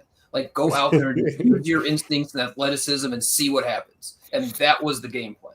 And that's not what being an NFL quarterback is all about. So hopefully this year with the structure and his talent, it's going to look like a real NFL quarterback. And with the weapons that are around him, look, they're all first and second round picks around him with the weapons. Yeah. They're all elite athletes. There's a real offensive line in front of him. I know a lot of Bears fans are worried about left tackle, but I promise you it's not that big a deal. But, like, if he can look like a quarterback, look like he did against the Bills, this offense can carry the team. And if he doesn't, it might be another 6-win season. All right. I won't take the easy way out here. The player that's going to lead Chicago Bears to relevancy is DeAndre Swift. And if they can't get their running game going, they're going to have a horrible, frustrating season. I shouldn't say it. Let's make it the running back group, because I don't care who's getting the ball, but the running backs need to do something. And then as far as the player that's going to be their demise is Montez Sweat. Look, you traded a second-round pick for him. You brought him in. He had a great back half of that season and just fell off the earth last year. I know he was playing hurt. He has to live up to his contract, and if he cannot bring pressure consistently, what's the point? Because I'm telling you right now, the guy they brought in Dio is not going to be the answer. And then they lost their, preseason hopeful in Austin Booker for at least the first 4 games. So they need pressure. And if they're not getting pressure, it's going to be a long season on defense. Well, Rob just sunk my battleship on both sides of the ball. I couldn't agree more, Rob. I'll give you one. I know Bob said the left tackle's not that big of a deal, but to me, I think Braxton Jones has to step up and be that guy. If he can protect the blind side for Caleb and give him that time, I think that's going to be a big help for him. I mean, the Bears just don't have an answer there, and they're going to face some of the best pass rushers off that side all season long, especially in this division. So, I mean, that could blow up a lot of stuff for the Bears throughout this year. But I agree, man, they got to establish the run to be able to set up the play action and get Caleb comfortable in the pocket, set up those short throws and set up the deep pass. So it's definitely the run game for me, and it's definitely Montez Sweat. We need to get pressure to that quarterback. I don't mean to bite off your Rob, but you sunk my battleship, buddy. I couldn't agree more. You added on to it, so that's good. Now what I want to know is who's one player on the Bears that, Viking fans might not be familiar with, but you could see them making a big impact in this game coming up. I just went first, so I'll let you guys steal my guys. We'll go the opposite way, Sean. You go first. I hope it's Luther Burden. I really, really do. I hope. And look, man, before coming into this draft or coming into the year, this guy was a top 5 pick. Watch him, watch his film, watch his tape. I don't know if you Vikings fans are scared of him as you should be, but this dude is everything and then some. I think he is the best receiver on this Chicago Bears team. It's going to take a little bit of time for him to acclimate, but get the ball in his hands and things will happen. This kid is so good. I'm hoping that they got some design stuff for him. I don't expect too much against Minnesota, but 1 or 2 plays can turn into 2 big splash plays because this dude is just an explosion waiting to happen, in my opinion anyways. I don't know how you guys feel about that, Rob and Bob, but So I'll follow on that, Sean, because I love Luther Burden too. Like, he was my favorite pick in the draft. Same reason, this was an elite talent. If the draft was the year before, he would have been a first rounder, but whatever happened, he fell. But the reason I'm not going to necessarily pick him as a breakout player in this game, because like you said, it's just going to take him a little while to get integrated into the offense, to earn the coaching staff's trust and all that. So I'm going to throw out Olamide Zaccheaus, the slot receiver who will be in there. He had a really big preseason, really good rapport with Caleb Williams, and we saw he had a big run right after the catch in one of the playoff games already. Like, he just seems to be just the focus of the offense, even with Odunze and DJ Moore. There, all the reports out of camp was Olamide Zaccheaus, so I think it's going to be him. And then on the defensive side, I'll give you a quick one. I don't know how much you know about Kyler Gordon, but he was a second-round pick. He's a good player, but like, we believe this guy's a superstar. Yeah, we know Kyler Gordon. We want a Kyler Gordon. So if anyone is watching, and I know they're not, who watches the Hellas Huddle, I think everyone's going to know where I'm going with this. Bob knows where I'm going with this. It is 100% Gervon Dexter. I fully expect Gervon Dexter to take a huge leap this year. What a lot of people don't really remember is that Dexter was actually ranked going into college, coming out of high school, as the #1 prospect at DT above Jalen Carter.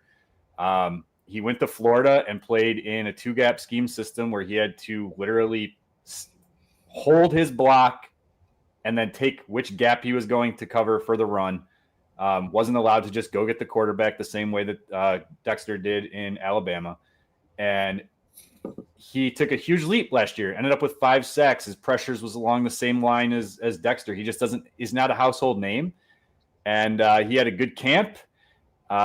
He's banged up right now, so I don't know how much he's going to impact this Vikings game. He had a brace on his elbow during camp, so I'm hoping he's healed up by week 1. But keep coming with the good news, buddy. Keep coming with good news. Yeah, he's a wrecking ball. Like, I expect him to be. Look, he's learning from Grady Jarrett now. I expect him to, take that leap and become a household name this year. Yeah. And I'll do you one better on the Dexter thing. People don't realize this, but Dexter or Carter last year had 200 more passing downs than Dexter. He only had 14 more pressures, and Dexter had 1 more sack. And Dexter played with nobody. He's playing with what's his name, Jordan. I can't think of the big guy in Philadelphia that's sitting next to him. Jordan Davis. Thank you. So it's like, people don't give Dexter the respect he deserves. I couldn't agree more again, Rob. He's doing it. He's just not the name. He's not the household name. Well, he better not spit on JJ McCarthy before the game starts. Well, and to build off of that, Sean, too, like, people like to say, even Bears fans like to say that, well, Carter, gets double teamed 50% of the time. Well, Dexter was double teamed 45% of the time, so it wasn't that much of a difference. Yep. You guys going back and forth with Gervon Dexter stats. Hey, I found Sean's coming on the House Huddle. We'll just talk. We'll do a whole episode on Gervon Dexter. Hey, well, no, that was good. That's what I wanted to hear, because honestly, I haven't heard that name. So now that's someone who's going to be on my radar. Shaq, who's somebody that the Bears need to watch out for that maybe their fans aren't too familiar with? So I'll say they probably have to watch out for. I'll go with your boy Isaiah Rodgers. Because I'm pretty sure they already know Byron Murphy is probably going to be on DJ Moore. Mm-hmm. So we could get a solid cornerback 2 in Isaiah Rodgers to lock down either Luther Burden or Zaccheaus, who I believe I got from the Commanders. Then that should help us, make Caleb panic a little. They can hold that ball just a second longer and, cause chaos. I like that one, Shaq. I like that one a lot. What about you, Cody? Who do you got for these guys? So the news about Harrison Smith with the personal injury, we don't know what's really going on over there. There's a guy sitting behind him that we just re-signed, and I think he's going to play a huge role in this game. And I think Bears fans should watch out for him, right? He's very versatile when he's in the game, right? He does good things when he gets in the game. It sucks that he sits behind Harrison Smith. And it's Theo Jackson. I don't know if anybody's heard of this guy before. Theo Jackson is a dog when he comes into the game. Every single game he's actually got into the game and played in the game or started, he has an interception. So that's the guy that I'm waiting for, and he's going to hunt that center field like he did last year. I'm excited to see it, and I hope everything you just said comes true. Michael Fish. All right, so a lot of hay has been made about our front seven on our defense, right? And we just traded away Harrison Phillips, who was a team captain, Walter Payton, Man of the Year guy. And the guy that's sliding into that spot next to him is Mr. Jalen Redmond, who flashed a lot last year. And when you consider how our interior pass rush was asked, the fact that he flashed a lot said something. So now he's playing with Javon Hargrave and Jonathan Allen on either side of him. You might see number 61 hunting down Caleb Williams a little bit in this game. I like that one. I like all three of those guys you said because I feel like at one point they were my guy. You know, I was behind this Jalen Redmond thing as soon as we signed him. I'll play the clip. Oh God! I don't know if you guys are familiar with Blake Cashman, but that's mine. I know Blake Cashman. Linebacker. He's a pain in the Blake ass. Cashman.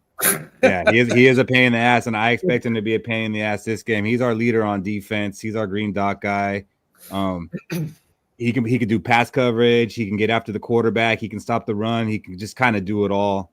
And if that's not a guy you guys are familiar with, that's a name you're probably going to hear 10 to 12 times in this game.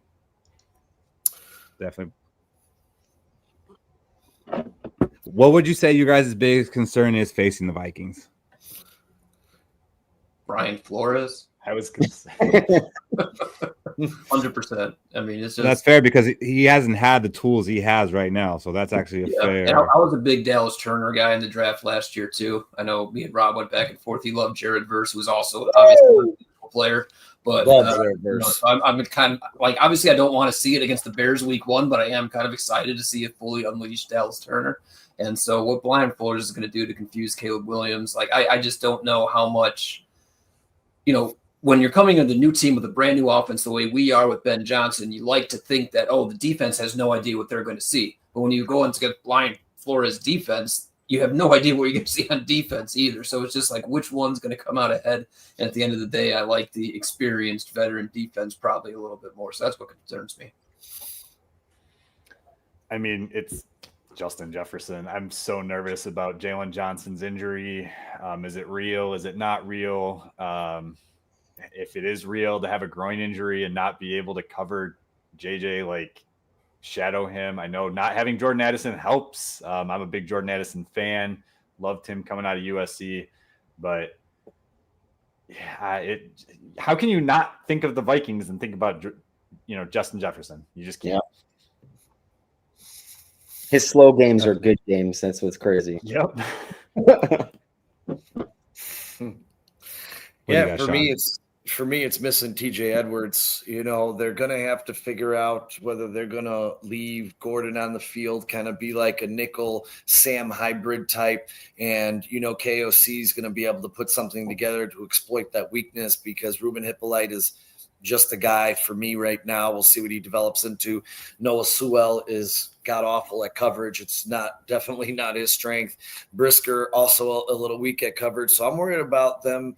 First off, attacking us up the middle with the run and then being able to hit those pick and pops over the middle and really hurt the Bears and move the ball 5-6 yards. It's going to be a real cat and mouse game between Flores and Ben Johnson, KOC and Dennis Allen trying to figure those two things out, how to manipulate that weakness that the Bears have, and which throwing Hockenson over the middle. You know, I could see Hockenson having 8 for 110 in this game, just sitting right in that pocket where the Bears can't cover anybody. It's a major concern and a major downgrade not having TJ Edwards in this game. I'm kind of freaking out about that as much. Not having TJ Edwards, and as Rob said, not having Jalen Johnson. These are two huge bullets that aren't in the gun, man. And that's going to be tough. That's going to be tough to overcome for us, man. What's TJ Edwards' deal? What hamstring? Yeah, hamstring. Ooh. And he hasn't practiced in like 10 days, and he hasn't practiced. Also, so it's kind of new because that could linger. He got hurt. I want to say it was right after the Kansas City game. I think it was right after the Chiefs. Yeah, it was like the practice right after the Kansas City game, and he hasn't returned to practice since. So that's a concern. Those two things are a concern. I know Nahshon Wright was on your team, and I know you guys were like 29th. Your secondary was ranked 29th last year. He was on our practice squad. That's what I'm saying. This guy was on your practice squad. He couldn't crack that roster. That makes me even more concerned. Yeah, I think he's starting. So then it should go back to Justin Jefferson. Can I also throw out? I also want to throw out your offensive line, and it's going to be interesting to see how it gels, right? Because you guys have 3 new interior linemen, just like we do here in Chicago. But Fries and Kelly have played together, so I think that continuity helps you guys quite a bit. But I love Donovan Jackson coming out of Ohio State. I had a first-round grade on him. Absolutely loved him. I would have loved to see him here in Chicago, but obviously they handled it differently with free agency. But Kristen Darisaw is another guy that I just absolutely loved coming out of college. So your guys' offensive line looks pretty damn stacked. Is Darisaw going to play in this game? I think he is, but it's going to be a game time decision, and I don't know if they're just playing a game because KOC said he's passed all the check marks, checked all the boxes or whatever, and he's been doing full contact during training camp, so I don't see any reason why he wouldn't, but he didn't practice today. Yeah. So okay. Let's hope it's the Braxton Jones situation. Even if he's out there, he's got one leg, stronger than the other. Well, you know what? Part of me would take that because he's probably still better than most, but at the same time, I'd rather him just get healthy for the whole season. Yeah. So, but what about you? You guys got a new offensive line. How much did those guys play in the preseason? Because ours guys got only one series, and that kind of bummed me out because I wanted to see them play together and have a chance to work together. What about you guys' offensive line? Did they play in the preseason? Joe Tooney didn't play at all. Nope. But Jackson played off and on. Yeah, Drew Dahlman and Jonah Jackson played. Left tackle was a revolving door. Yeah. So they haven't played all together. Didn't play a single play together, mostly because Tooney didn't play at all. But then, like I said, Jackson hardly played, Dahlman hardly played, and it was just more of a tryout for these left tackles than anything this year. Here, I'll tell you, one thing we can walk away with our heads up is it looks like we might have got a steal with Luke Newman. He looked good. Really, really good this preseason. So if we do have an injury, which I do expect out of Jonah Jackson, sorry, but I think Newman is a plug and play, and he might actually turn out to be better than Jonah Jackson. I don't know how you guys feel. I know everyone was head over heels for this deal. I just don't like a guy who's barely played football the past couple of years, can't stay on the field. I'm not. They're like, oh, he was great under Ben Johnson in Detroit. Who cares? I like the player himself a lot more than the circumstances that we got him. We traded a draft pick for a guy who was probably going to get cut. And then we signed him to an extension. And like you said, he's just always been hurt. So I think he's a good player when he's healthy, but then to just give up draft capital and the extension on top of it seemed a little extra. Not much, yeah. But you guys, are you guys saying that left tackle is the weakness for your guys' offensive line? Oh, God, without a doubt. That's unfortunate, fellas. Yeah. Jonathan Grenard. Wait. Just wait till our hot takes. Just wait. I was going to say the unfortunate thing is Joe Tooney's on that side, and I think he's going to be helping out a lot. Yep. And that's unfortunate for Minnesota. But another thing, not if he's doing too much work, like helping out the tackle, and then not, Yeah, but you also got to understand that we run 2 tight end sets quite a bit too under Ben Johnson, so you're going to get a lot of chips too. Get a lot of chips, buy that extra second, and you know what? Here, the biggest fear for Minnesota is he played it the way he did against Buffalo because he was hitting those receivers before they were out of the break. The ball was on him. If Caleb plays like that, it's going to be a really fun game for the Bears, and he's going to have to. He's going to have to. But again, you guys, I know you guys are Brian Flores blitzed him. I looked this up. 50% of his dropbacks last year. He was 88.9% passing grade, 27 for 39, 308, 3 touchdowns, 0 interceptions, 4 big-time throws. So he answered the call against Brian Flores last year. He's got better weapons and a better offensive line this year. So – and a better play caller. those stats are a little skewed. I mean, a lot of that was like that second half of the first game because he didn't do any of that in the second game. You mean in the comeback? In the comeback? The answer to that question, Sean, is this. We had to blitz to get pressure last year. Mm-hmm. We couldn't get it without it. We don't have to blitz to get pressure this year. Hopefully. We just signed will. two. We just signed we will. Flores is happy. I got a question for you guys, though. This one's been lingering on my mind. Have you got like just a low-key one-on-one matchup that you really can't wait to see in this game? I mean, for me, it was going to be Jalen Johnson and Justin Jefferson because he was going to shadow. I just don't know if it's going to happen now. And the fact that he was actually going to shadow in Dennis Allen's defense, like that to me was awesome because, that's not something he did before. Under Eberflus, he stayed the same side, wasn't just going up against the wide receiver one.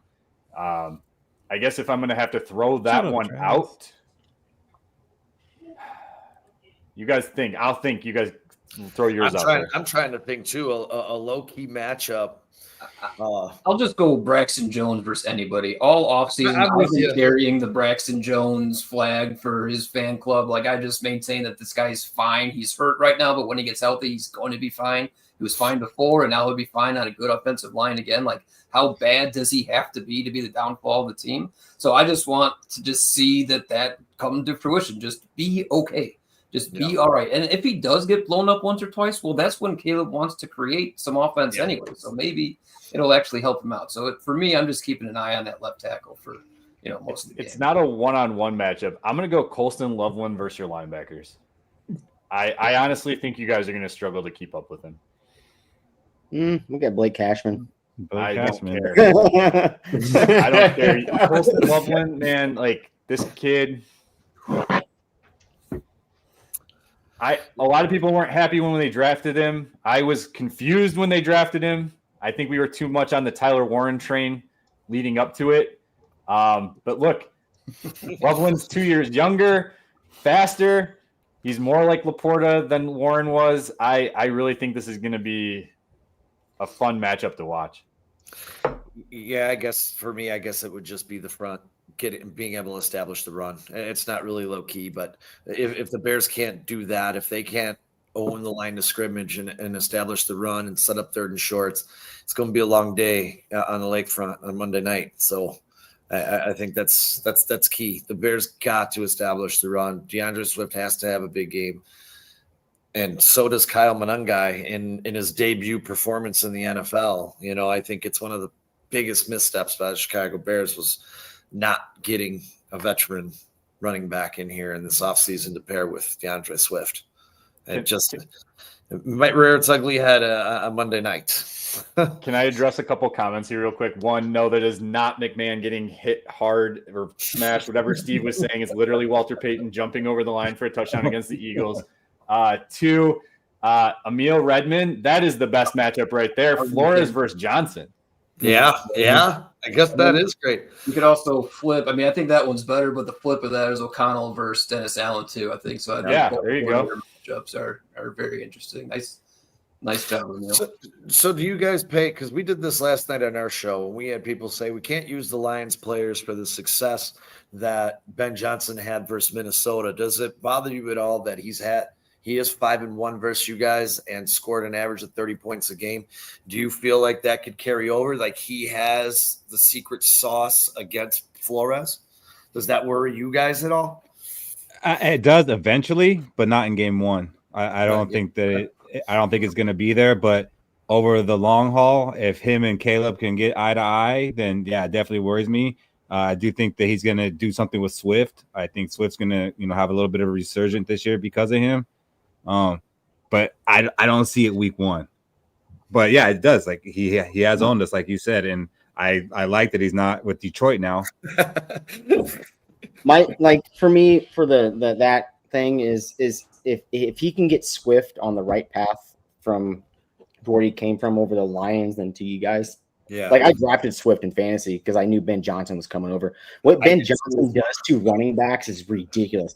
Now I don't care about what he can do for the quarterback. The quarterback ain't shit unless those running backs are really good. And what he does for that running back room is he's the best running back coach, I think, in the league, in my opinion. I think that's how good Ben Johnson is. He heavily relies on those running backs. And if he can make Swift what Swift was supposed to be when he got drafted by the Lions, that's when I would start getting worrying. But for right now, it's Swift for me. Like, even though I drafted him, I think Ben Johnson can do it's still, at the end of the day, it's Swift for me. And I know Roschon Johnson ain't gonna do a goddamn thing, so it's Swift for me. I don't think Roschon Johnson's going to be active for this game. So you're right, Cody.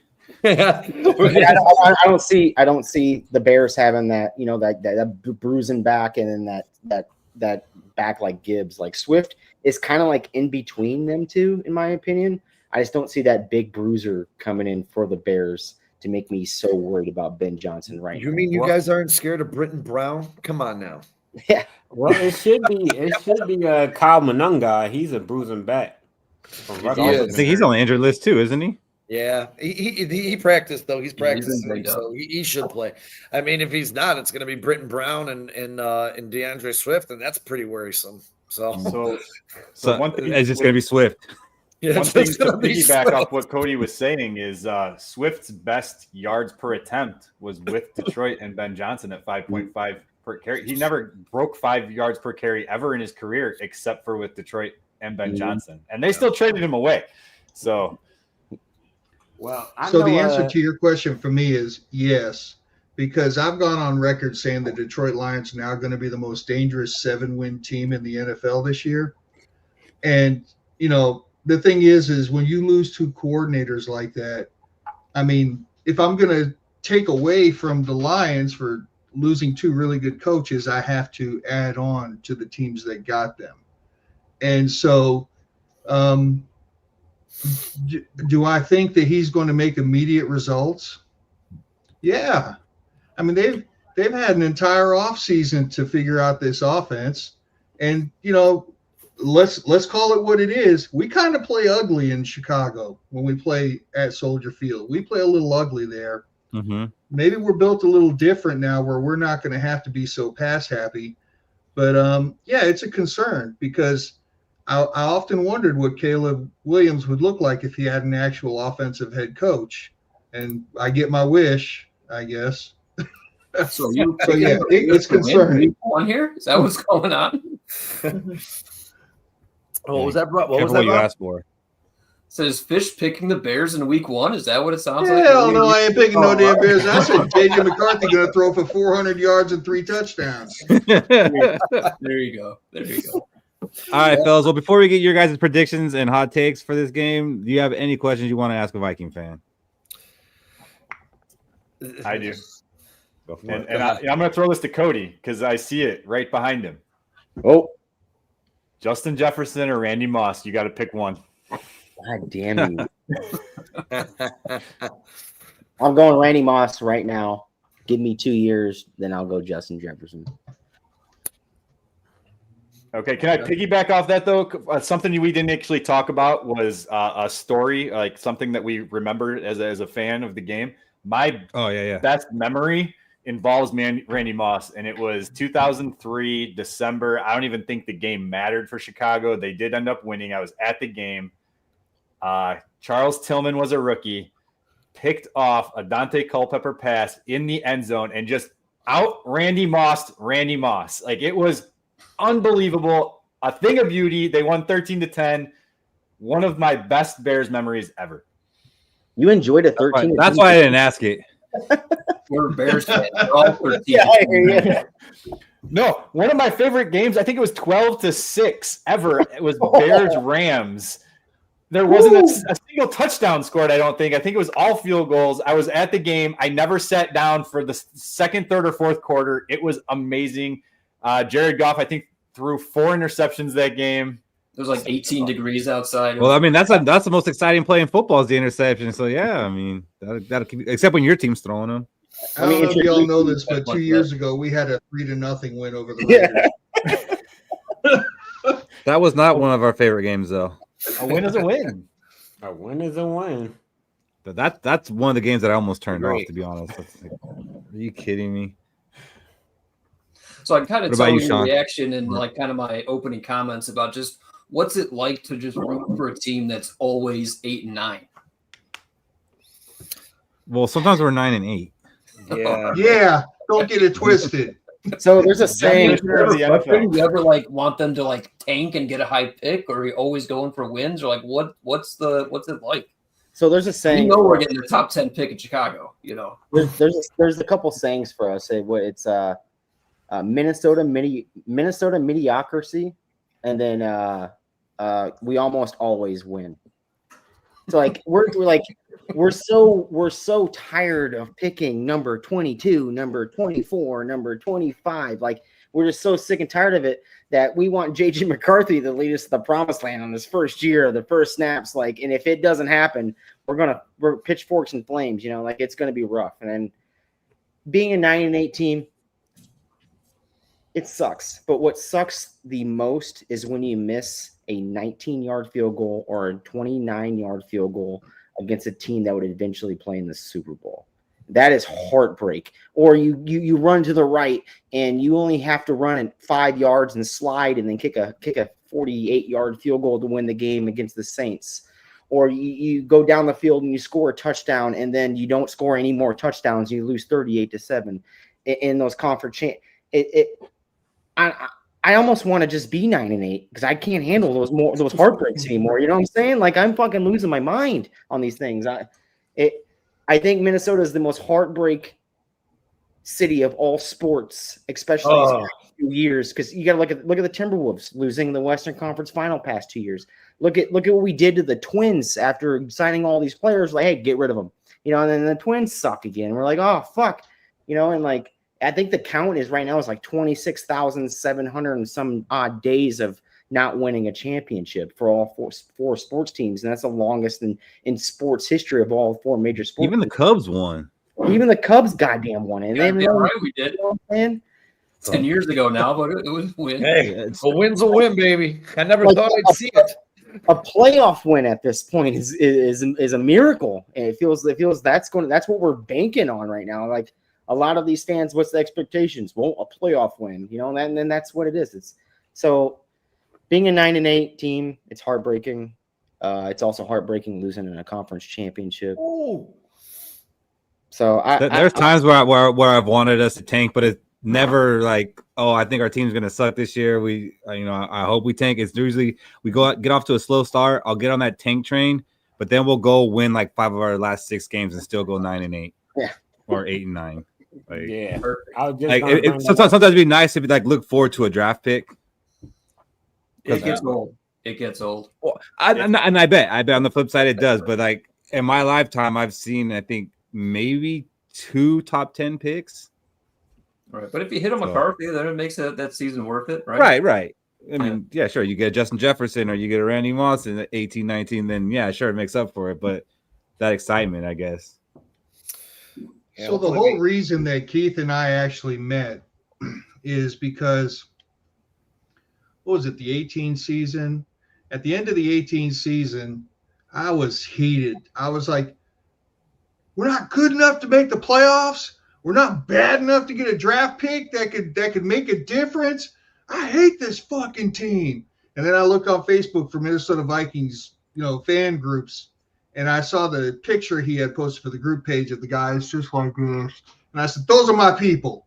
And I joined that. It was Keith's group. And, the rest is history.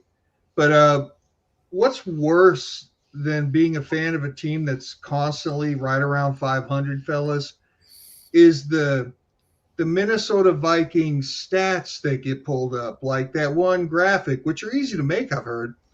Like the best winning percentages in the Super Bowl era. And there you see the Minnesota Vikings like number 4. Every other team in the top 10 has multiple Super Bowl trophies, and there we are with none. Number 4 best winning percentage in the regular season and no Super Bowl trophies. And then you hear about this stupid off-the-wall stat, and it's the Vikings, and you're just like, of course it is. Of course it has to be. And that's what gets me, is that, they'll pull out something crazy like the team with the most amount of tip drill pick sixes in the Super Bowl era in playoff losses is like the Vikings or some stupid shit like that. So, it's crazy what they come up with. And it's just like, of course it is. It's us.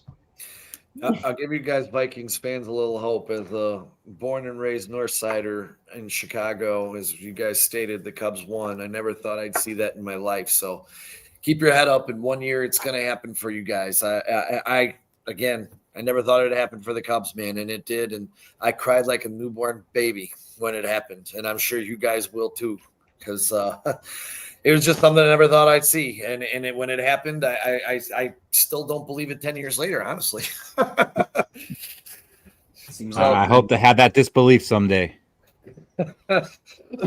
It'll happen, and hopefully the Bears will get back there one year too. For the love of Christ, I'm old enough to see all my teams win a championship in my lifetime, so I could die happy. I'm a Jayhawk. I'm a Cubs fan. I'm a Bears fan. I'm a Blackhawks fan. So I've seen them all win in my life. I was 2. I missed the Twins game by 6 months. So no, I wasn't alive at any 4 sports. I know I got the Twins. As I said, my counterparts at 4-Star Chicago Sports, all of them are younger than me, and none of them have seen the Bears win a Super Bowl. They've seen them obviously in 06, but outside of that, they've never seen them win. So hopefully they get it. I got to enjoy it. I was 10, but I still got to enjoy it. Yeah, we were. But see, those ones who weren't there to enjoy it, like, do they like claiming that Super Bowl though? So that's what I can't stand is fans that like talk about, oh, you guys don't have a Super Bowl, but we do. But it's like you weren't even born when they got that Super Bowl. Yeah, you can't do that. You can't do that. I'll be honest. I was 10, and I remember banging pots and pans in the porch in Chicago when it happened. That was valid. Like, I can't be like, oh yeah, I remember the game vividly, sitting there watching it. I can't. I want one now as an adult. Like, I really do. I mean, that would be nice. I was undefeated still. I was 2 years old. Bob, you're probably around the same age, right? And yeah, I do not claim that as part of my Bears fandom whatsoever. I grew up as a Dolphins fan, actually. Wow. I was a big Dan Marino fan. That's what got me into the NFL altogether. It wasn't until my dad changed my opinion when he got Bears season tickets, because he was always a Bears fan. But it's I don't know. It's interesting because my kids, like, they don't even like have a favorite team. Well, I shouldn't say that. My one son loves the Eagles because of his uncle, but they win, right? Like, so you get attached to these teams as a kids, like, because they're winning. My other kid doesn't even like pick a team. He just picks players for fantasy reasons. And it's frustrating because I want the kids to, like, my daughter, who's 5, shows more interest in the Chicago Bears because of my podcast than my 2 boys who are 13 and 11. And that's sad. Like, I want them to enjoy winning. Like, at least we had the 2006 run where they made it to the Super Bowl. Yeah, I haven't even seen that. So you guys were in the NFC Championship in '98. I've seen 4 losses. 4 NFC Championship losses. I haven't seen us win an NFC Championship game. Yeah. Well, see, I was 14 when that 85 season happened. I remember it vividly. Y'all were murdering quarterbacks, getting to like third string quarterbacks. So much so that you played the Vikings on Monday night, and Fran Tarkenton was a Monday night announcer. He was like a field announcer for the Monday night crew. Fran Tarkenton legitimately tried to lobby the Vikings to come out of retirement to be able to be suited up for that game. Because you guys, when you played Dallas, you made Steve Pellure a starting quarterback for the Cowboys because you killed everybody. I've seen seven conference championships and all melt away with heartbreak. Yeah, I think Chicago and Minnesota share a lot of heartbreak together. That's one thing that we can say we have in common. So, and you remember that, Fish. I have Joe Ferguson on my Bears Wall of Fame back here getting killed by Wilbur Marshall. Absolutely one of my all-time favorite hits in NFL history, honestly, honest to God. Absolutely murdered Joe Ferguson. Oh, poor guy. So what we got? All right, well, let's go ahead and get your guys' prediction for the game and a hot take. Who's ready to go first between you 3? I'll go first. I actually have the Vikings with the win. I have an old school 19-17 score. I don't think either offense is going to come out and light the world on fire. I think the Vikings season is going to be a lot like a Bears season where the defense is going to carry and hope the offense does good enough until, McCarthy picks it up. And I guess my hot take for the game is it's a Monday Night Football national broadcast game. And even though the Bears lose, they do nothing to embarrass themselves. Okay. That's a big hot take, is the not embarrassing part, especially after last game, but it won't happen on Monday night. I'm giving you an even bigger hot take, but I have the Bears winning 24-20. I will admit that I do have them splitting with the Vikings. I just have them winning this game because I'm banking on it. Could go two ways. Either JJ McCarthy is great because you don't have any film on him outside of the one and a little bit of playoff game that he played. Or he's going to struggle as a guy who's never taken a regular season snap, coming off an injury, and I'm leaning the second one. So at 24-20. And my hot take, and this is an extreme hot take, and I don't really believe it, but I'm putting it out there. I'm speaking it into existence. Caleb Williams comes out clean. No sacks. Oh, boy. Yeah. That is a hot take. Oh, Wow. All right. Sean, what do you got? I'm going to say this isn't last year's team, man. It's a little bit more balanced, better coach, and I'm going to say led by a quarterback with something to prove, with a lot of weapons around him. I don't necessarily think the Vikings secondary got better from last year. And while Williams had his ups and downs last year, I think under Ben Johnson, I think they're going to have a good game plan, especially with Johnson's familiarity with Flores. And I'll say making McCarthy's first career start under the lights on the road is a tough spot for any quarterback, including a rookie. I got the Bears 24, and I hate to bite off you, Rob, but I have it in my book here. I have the Bears 24-20 as the final in this football game. I think it should be pretty interesting. My hot take, it's not really a hot take. It's more of a prediction. I think you're going to get some pressure off the edge from Montez Sweat. First touchdown of the game and of the year for the Chicago Bears will be a pick six by number 6, Kyler Gordon, to start the Bears off in 2025. Love it. And much like Rob, we did our season predictions on Monday on the show, and we all had the Bears splitting with Minnesota, losing in Minnesota. So, and we have the Bears 2-2 going into the bye, if that matters at all, too, as well. So, and then we'll reevaluate from there. Yeah, definitely. Those are some pretty hot takes there. We'll go ahead and give ours while we got you here before we let you go. And I'll go ahead and kick it off. I got the Vikings winning this game 27-17. And unlike Rob, I don't think Caleb stays clean. I think we get at least 5 sacks on Caleb Williams and force at least 2 turnovers. I mean, that's a hot take because he only had 6 picks last year. So that's a hot take. And he didn't have any. Not just on Caleb. The defense forces at least 2 turnovers. We can make Swift fumble one. Okay. Makes sense. I was going to say, because he was dominant versus the NFC North. I mean, 1,500 yards, 0 interceptions. I mean, he dominated the North last year. Numbers don't lie. They just don't. But yeah, I'm going with it. At least 5 sacks, and we force at least 2 turnovers. What do you got, Fish? Close, Keith. 27-20 Vikings. And my hot take is the Vikings are going to seal the game with a strip sack fumble. Ooh. Very opposite of you last year. We're coming for you. Yeah. 5 sacks, strip sack. If he doesn't get sacked, I am going to be pinging you guys so much. Hey, wait. Well, let me tell you this, Rob. I don't know what you guys do, but we go live after every game. Doesn't matter when it is. So we'll be live after the game if you guys want to jump on and ping us about your hot takes or have anything to say about the game.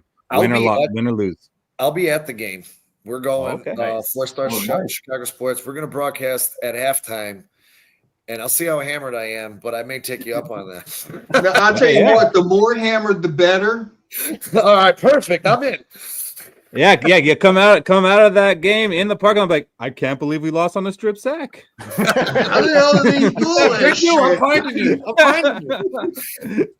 But yeah, you guys are welcome to join us after the game if you guys want to come on, just even for like 5-10 minutes, just to talk about the game. Just want to let you throw that offer out there.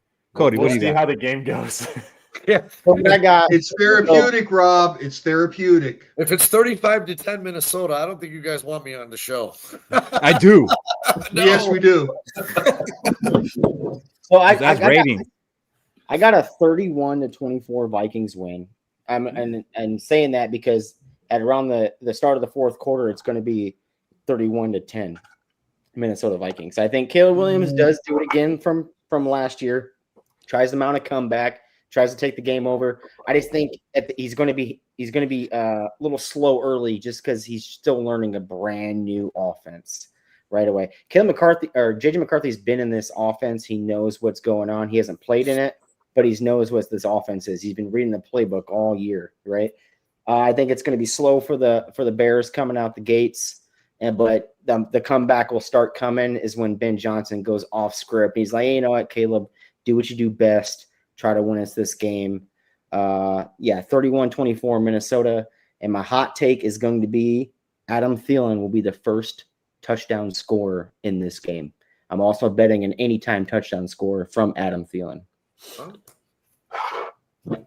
Man, you've been hot on that Thielen thing. Mm-hmm.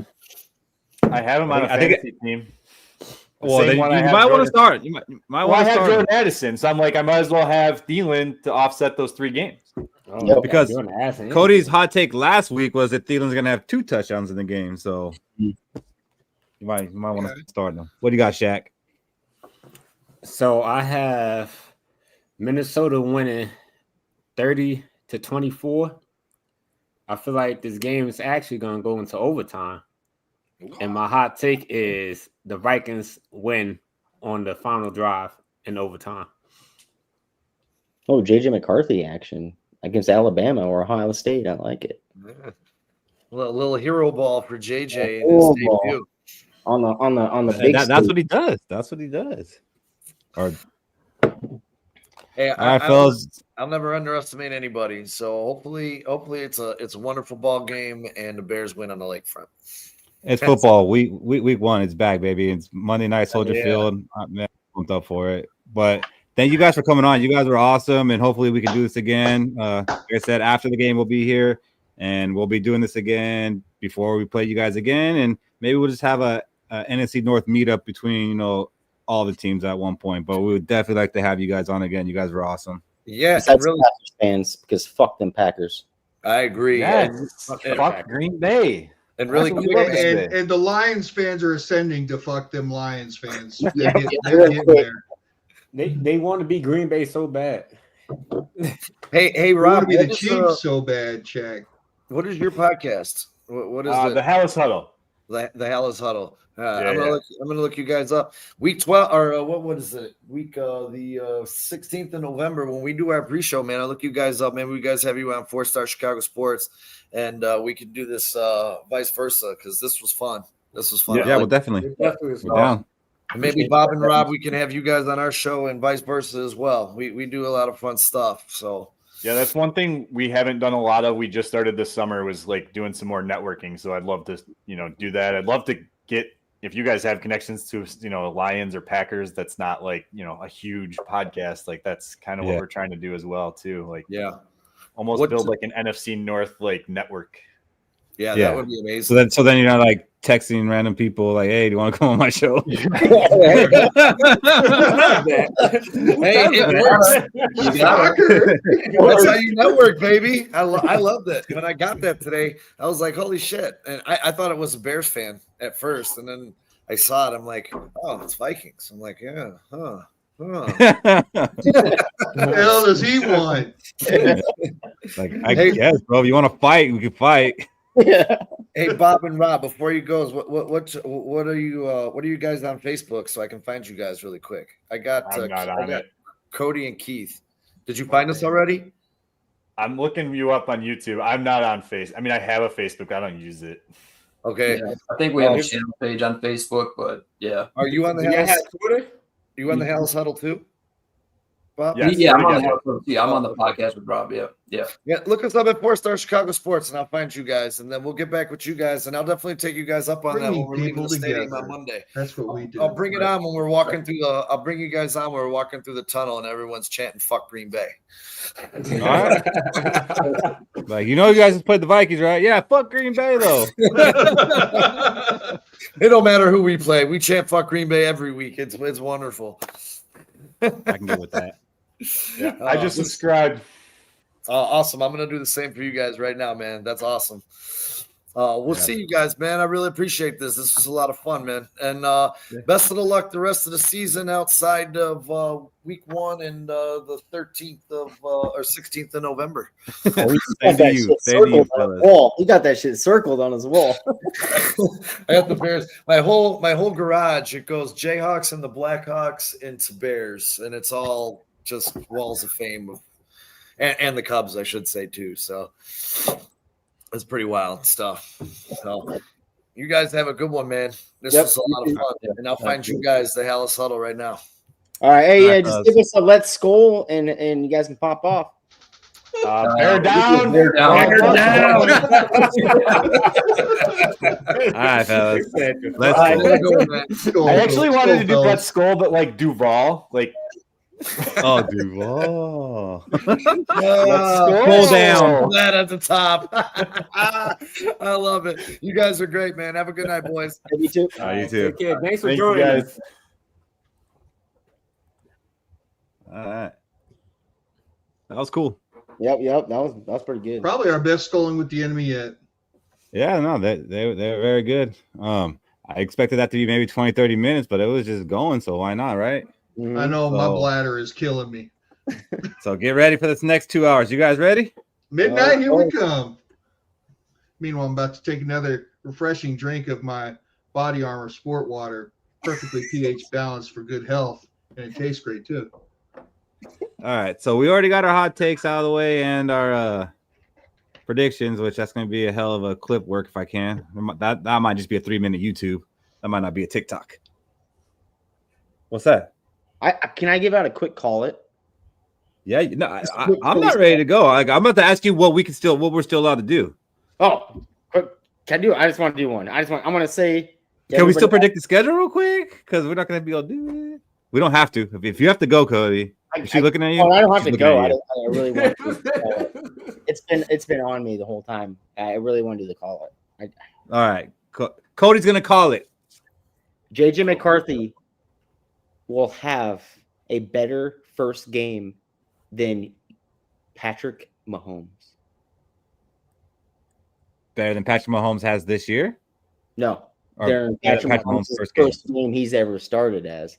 JJ McCarthy will have a better. I'm going to tell you right now, I'm buying because I already said the man's going to throw for 400 yards and 3 touchdowns, and that's better than Patty Mahomes did. So I'm in. Oh, shit. You guys don't know Patrick Mahomes' stats during his first game? Go look him up. There's 0 touchdowns on that stat line. So I think I can help them out a little bit with that. Definitely. So these are Patrick Mahomes' first start stats. Who's buying?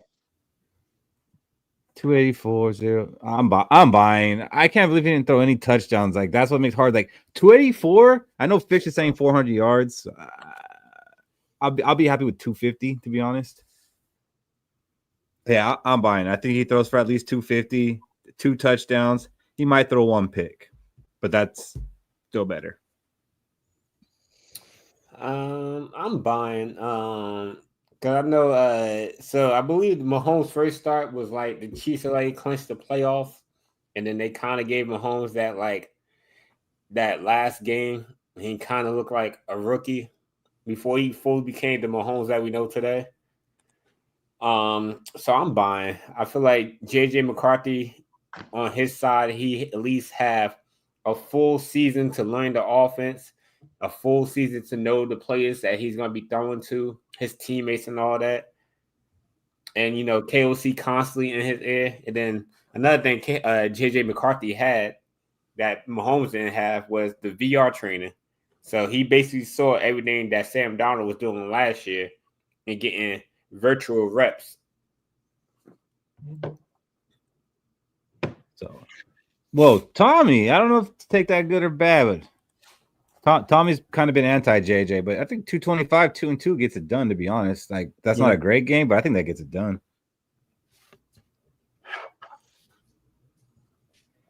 All right. As soon as Fish comes back, we're going to go through and pick the schedule real quick before we get out of here. While we wait on Fish, you guys don't got to explain them, but what are the 5 keys to the game for the Vikings to win against the Bears? Feed T.J. Hockenson the ball as much as possible. I think they were one of the worst defenses against the tight ends. You keep feeding T.J. Hockenson the ball, it's going to end up with success, especially with a brand new quarterback. Quarterback's best friend is always T.J. Hockenson. Just keep feeding the ball. Again, Bears were terrible against the tight ends last year. T.J. Hawkinson's probably going to be the key factor to win this game next week or Monday. Yes, you get Cody. Oh, yeah. This is a big one. I've been saying why. This is the biggest one. Not the biggest one, but I think it's a big one for Jameer, because I hate the handoff merchant thing that J.D. McCarthy has added to, is run the fucking ball. Run the football, KOC. If you get 2 yards, your first carry, don't abandon it just because you only got 2 yards your first carry. Run the fucking football, because we saw last year the run game heated up as the game went along, right? And then there are some games where we just completely abandoned it and we're like putting in lulls on our offense. We don't need lulls. Run the fucking ball. Don't be scared, even if you only get 2 yards of carry for the first 4 times you run that ball.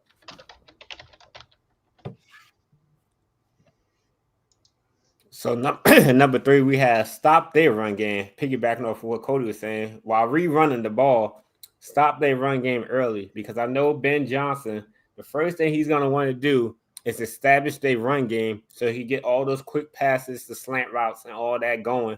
And, the thing that kills the B-flow defense is the intermediate to short routes. So if we could stop their run game and force them to have to throw deep, we would be able to, contain the Bears offense. Don't let them get the run game going. Make Caleb be one-dimensional. All right. Oh, this is a big one, because what hurt us last year with the blitzes, right, were those little slant routes, little out routes, little in routes. And DJ Moore is one of the best to do it in the game right now. So if you can play up close to him and play physical with him, stop him at the line of scrimmage to where he can't make that break right away on your cornerbacks, right? It's going to make this defense even better. It's going to make the blitzers that we have screaming in get that sack. Our biggest weakness is we play off the line with the cornerbacks. You're blitzing. Why are you playing off the line with the cornerbacks? Get him nose to nose, face mask to face mask, put some hands on him. First 5 yards is contact. Get physical with DJ Moore. Number 1. And last, we have keep Caleb contained. Make sure he stays in the pocket, because like the Bears fans were mentioning, he has that muscle memory to, he wants to play that hero ball. He wants to get outside the pocket, scramble a little, and then throw it deep. If we could keep Caleb contained in the pocket and make him have to go through his reads, then we have a better shot at winning this game. Make him prove that he could go through his reads and be an actual NFL quarterback.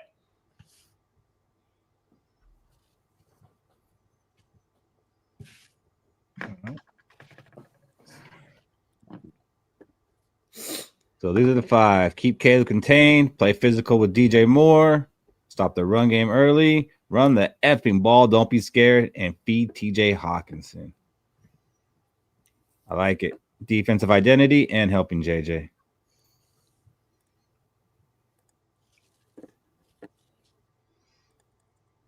But I don't know why I still got this up. All right. Let's go ahead and go through these real quick. We all picked the Bears to win, so we can go ahead and cross that off as 1-0. Week 2 against the Falcons. Better be a win. Yeah. That better be. That better I am be undefeated. But what do you think it's gonna be? Hey, A win. I'm undefeated when I go to games. It's a W. Well, do you want me to tell you about my history of going to games? Yeah. I mean, I'm gonna call it a W, and I was gonna tell her this is what my Gallahorn was gonna be. Would you take a week 2 loss to the Falcons if that guaranteed us a playoff win? The other flip side is, we win against the Falcons, and we can still win a playoff game. We just don't know. Would you take going all the way to Minnesota to lose that game if we're guaranteed at least one playoff win? We just don't know. You take that? We just don't know. It's like I ain't losing that game. I'm investing into this game, so I kind of want my money's worth. I think the last 2 minutes of this show has just made me realize that what we're going to do is when we're getting close to game time, we're going to be duct taping Keith together and leaving him in the closet, and the three of us are going to go enjoy this game. What the hell did I do? You're taking the automatic playoff win, Fish, and losing this game. Why are you putting words in my mouth, Keith? I'm on you duct taping me and stuff, bro. I don't know. Fight back. Fight back. Fight back. If we lose the game against the Falcons, I'm just gonna like Ponzi scheme Keith's bank account so he never ever goes to a fucking Vikings game ever again. You ain't gotta do much, bro. All you gotta do is talk to Mrs. Hanson. Make him a Patriots fan now. All right, so we're winning that game 2-0. Bengals still in Minnesota. What do you got, Cody?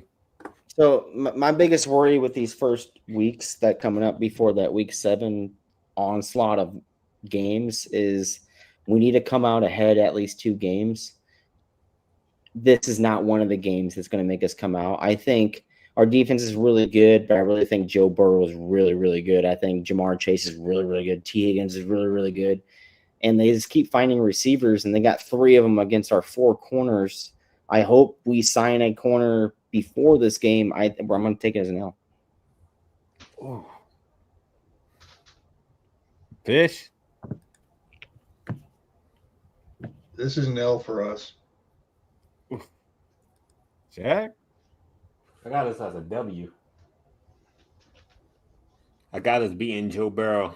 JJ McCarthy. You suck, CeeDee Lamb. I'm sorry. CeeDee Lamb just dropped the fucking pass. JJ McCarthy proves that he's on the same level as Joe Burrow in this game. Ooh, I like that, Shaq. I like that take a lot. I got this as a win, so now we're split. So the first person in the chat to say win or loss against the Bengals is the tiebreak. It's a tiebreaker. I had plans of doing polls for each game, but like that segment just went long, and I'm fine with it.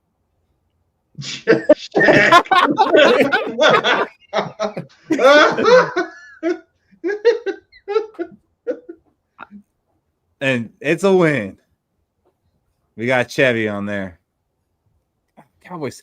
I can't believe in my $150 league I got Dak as my quarterback, and this is what happened week 1. I'm sorry. You ain't gonna have to. You're not gonna have to ransack my bank, Cody. I'm probably not gonna be able to go to fucking the Thursday night game against the Chargers now. Fucking Dak, man. Thank God. Fucking Dak. No, you're going. All right, week 4 in Ireland against the Steelers. What do you got, Fish? Oh, that's a dub.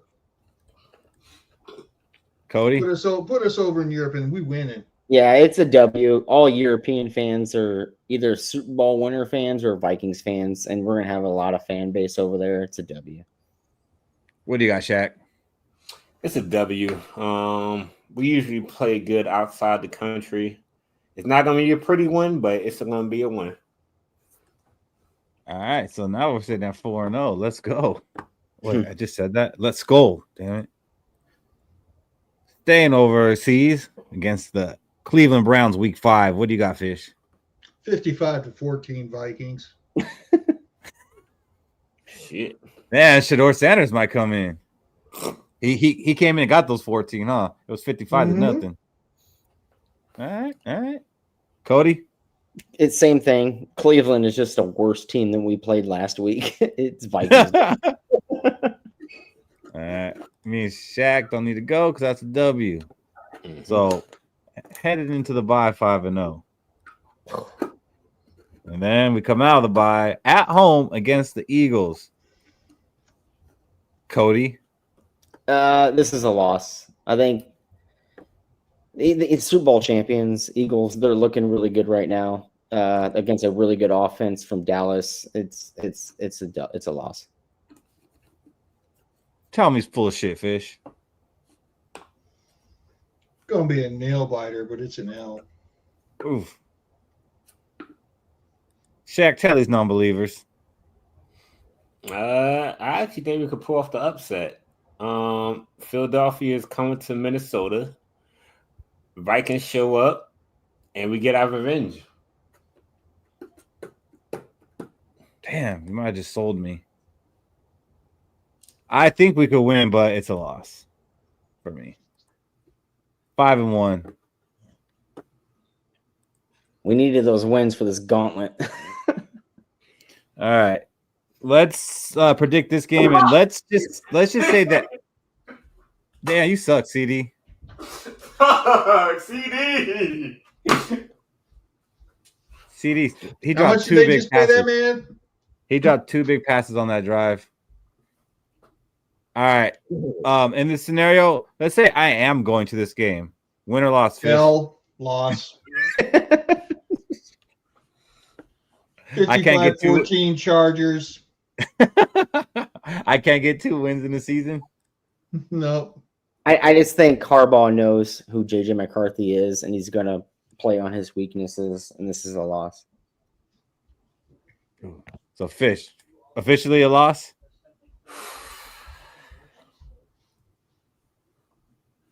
Nah, it's a win. Shaq? I'm hoping to see if we could stop, depending on how good our run defense is. I'm going to go with a win, seeing if, we could actually stop the run, because I'm pretty sure if we stop Jim Harbaugh's run game, then Herbert's going to struggle, hopefully. All right. But he'll look great doing it. Does he even still have long hair? I don't think he does. And we got this one, Fish. I'm going to let you take this one first. We're going to stomp the shit out of them. This is going to be at least a 2-score win for us. I hope I can play this one back. Yeah. Cody? So I believe we're going to win the second game because the Lions aren't going to be as healthy. But this game, I think we're going to lose because this is when the Lions are going to be healthy. It's a loss for me. It's a gauntlet. Shaq? I feel like this might be our first loss of the season. Damn.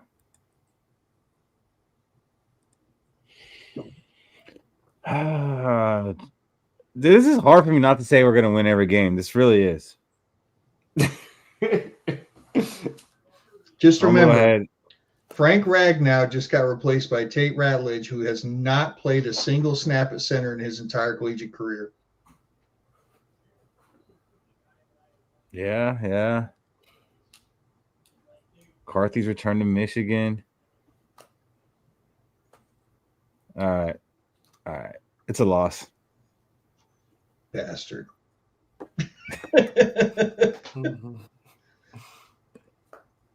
And then that's a gauntlet, man. Fuck. It's tough. All right, we got the Ravens. Cody. This is a loss. This gauntlet's way too. I want to give out a win in this gauntlet, but I think I just don't see it. The win I would have would be against the Chargers, but I think Harbaugh knows McCarthy too much, so it's going to be a loss for me. Damn, Eagles just won. Fish. In a preview for the Super Bowl matchup, we're going to lose this one, but it's going to be closer than people think. Shaq. So they have this weird Viking stat out there. I was gonna bring it up. Go ahead. Every time the Vikings beat the Ravens, we go to the NFC Championship game, and every time we lose, we fire our coach. Yeah. I don't see us firing our coach, so I have this as a win. I also have it as a win, which is a tie. If anybody's left in the chat, win or loss for the Vikings against the Ravens. Yeah, Dak Prescott is my quarterback in my league because I waited to draft a quarterback, and that went poorly. You should have got Javonte Williams. And I also had picks. CeeDee Lamb outscored, doubled up Dak somehow.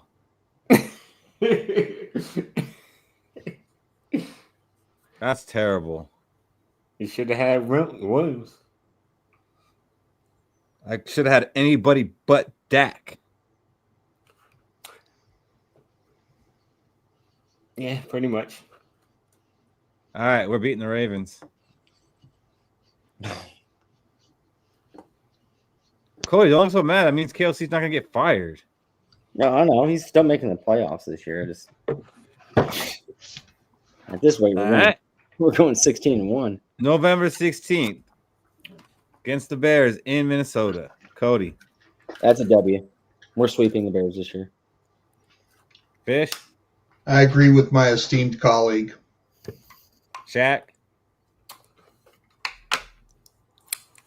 I'm going Chicago.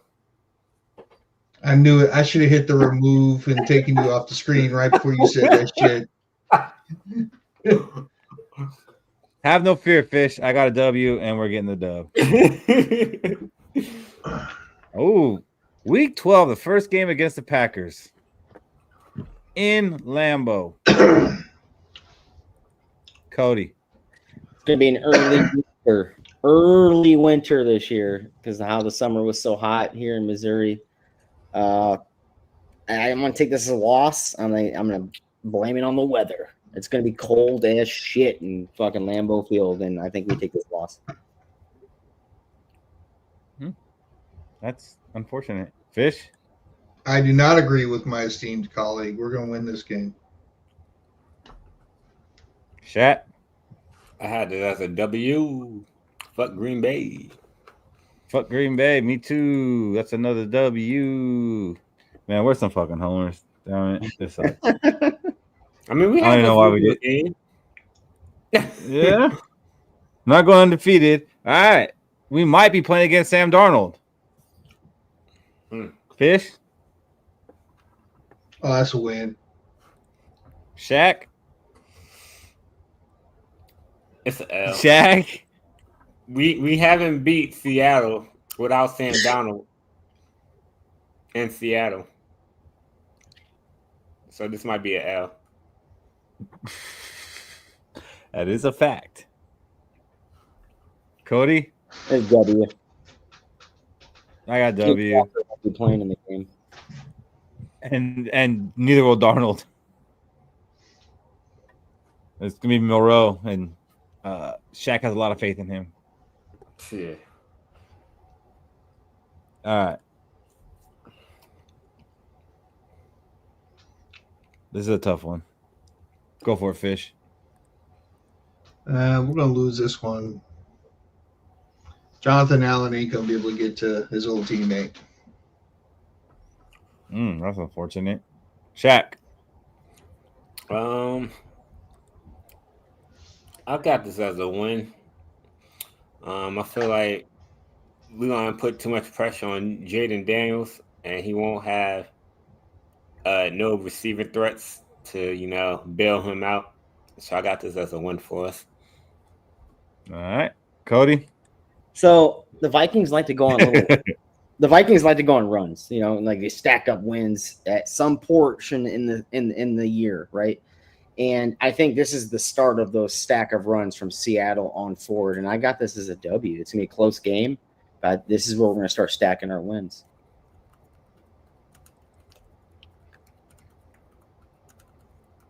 It's in Minnesota. We win. But then again, Fish said we're going to go under 500 in Minnesota. So I don't know. I'm taking the win. That home schedule is brutal. It is. But this next game, I don't even think I should have to say after what I just saw. Yeah. Cowboys defense is not good against the run. It is trash without Micah Parsons. Jerry Jones is sweating in his britches right now. The fan base right now is just screaming for him to sell the team. It's a W, Minnesota, by a lot. It's a Sunday night game. That's a pretty big win at this point. Shaq. We got Dallas. I have us as a win. I'm pretty sure at this point in the season, Dallas is contemplating what to do with their 2 first-round picks. People said we couldn't go 14-3 with JJ McCarthy. Hold my beer. Cody. It's a W. Giants are ass. Darts will be starting here. Rookie quarterback against Brian Flores' defense. It's a lot. It's a win. Well, hopefully it's not the rookie quarterback's first start. Then I might have some doubts. Shaq. Hopefully we don't play the Giants like how we did with Ed Donatel. And even though they play ass, they somehow beat us. But I'm going to go with this being a win for us. Fish? 42-10 Vikings. W. I might actually be going to this game too.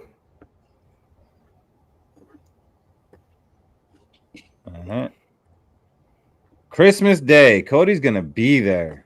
Oh, we win. Cody, call it. Hey, we're winning. I think we're going to split it with the Lions this year. I had us because they were healthy. I think at this point of the year, they won't be healthy. We win. Christmas Day, I'll be there. I'm undefeated at the Vikings games. Fish? That's a home win for us right there. For a second there, you had me. I thought you were going to say the Lions win. I was like, I don't even know this guy. I said under 500. I didn't say winless. No. I get it, but I thought you were going to give the Lions a win, and that just wouldn't flow with me. Pete, I think the Lions are going to be below mid this year. No, you do. But for a second there, I thought. Okay, that's all I'm saying. Okay, Shaq. Let me get ready to boot him. Before I answer, what happened to the last Vikings? Okay, now before we allow him to go on, let's just say, Shaq, be reasonable here. Shaq, what had happened in the last Christmas game is we had trouble with the run game. A running back ran all over us. The Lions can't do that. Okay. I have this as a win, though, just for the record. Okay. We splitting with the Lions. It's crazy because Jahmyr Gibbs is basically Kamara 2.0. Pretty much. But better because he's last for running back. Yeah, but better.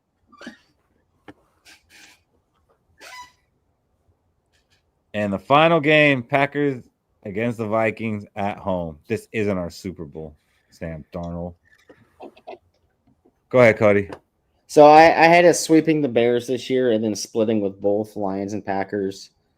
This is a W for us. This is what's going to make us get into the playoffs. It's going to be this game, and it's gonna vault the Packers out of the playoffs. All right. So I had a call it or a hot take before the season started, before the offseason started, to where we're eliminating the Lions out of the playoffs. And then when we're eliminating the Green Bay Packers out of the playoffs, and this is going to be a loss for the Packers, a win for us. Fish? Resting our starters because the division will already be ours. However, we won't be able to reach the 1 seed, and we're going to lose this game. Shaq? I have this as a win for us. We sweep on the Packers. Okay.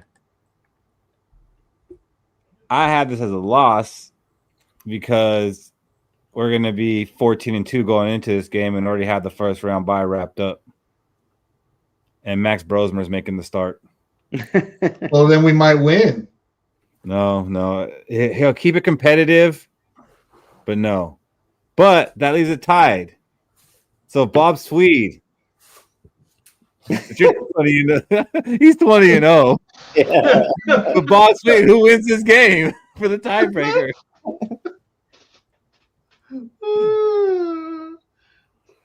Yeah.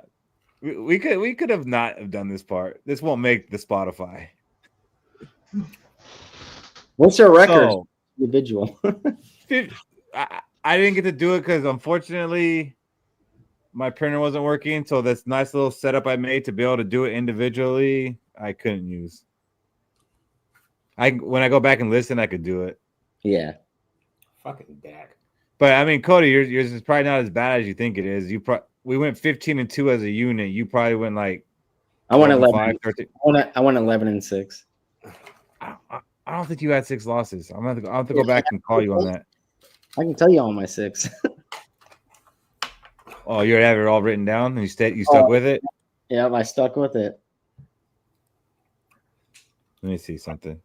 I think I had 15-2. So Cody, last time we did this, according to you, you went back and did everything. You had us 12-5. So now you got us at 11-6. Yeah, I have a splitting with the Packers this time around because of the Micah Parsons trade. Shaq had us 12-5 last time. I had us 13-4. I still got us around there, maybe 12-5. And Fish had us at 11-6. Yeah. Sound like playoff to me. Yeah, we're playoffs regardless. That's all that matters. Sounds like Get in. And that is the greatest example of a whole bunch of B's equaling an A. Yeah. That doesn't make sense, Fish. Explain that. Yeah, I'm kidding. Somehow. You know what?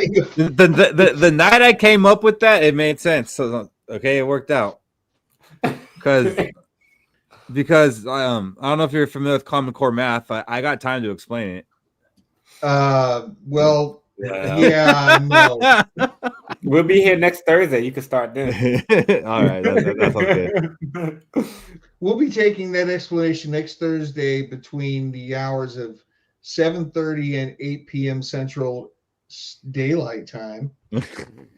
I love how you do the little standard daylight time now. Ever since I said it, you're not petty at all. Not at all. Oh, just a little bit. All right. Well, that's our show for the night. Went a little longer than expected, but it was a good Skol with the Enemy segment. That was cool. That's what they should be. And final word, Shaq. So final words. I'd like to thank the Bears fans for coming on, giving a little razzle dazzle to this Let's Go podcast. We'll hopefully be having more Skol with the Enemies to grow this podcast and, get their takes on the teams we'll be playing. Make sure you guys leave a like, comment, and subscribe on YouTube. You can also share the YouTube link because, we're trying to get the Vikings knowledge out there from our perspective. We're trying to grow as a podcast. And if you're feeling real generous, you could send donations to Let's Go on Cash App, or you could go on YouTube and click the little $ button and then donate money that way. We greatly appreciate all donations like Bob Sweet did earlier and all the other donations that we got. Thank you for that. And we are on Spotify, I believe now, Keith, and Apple Podcasts. So you can look us up on Let's Go, and you can click the 5 stars. 5 stars. We'll greatly appreciate that too. Let's go, Chevy. What do you got, Fish? For Vikings fans, by Vikings fans.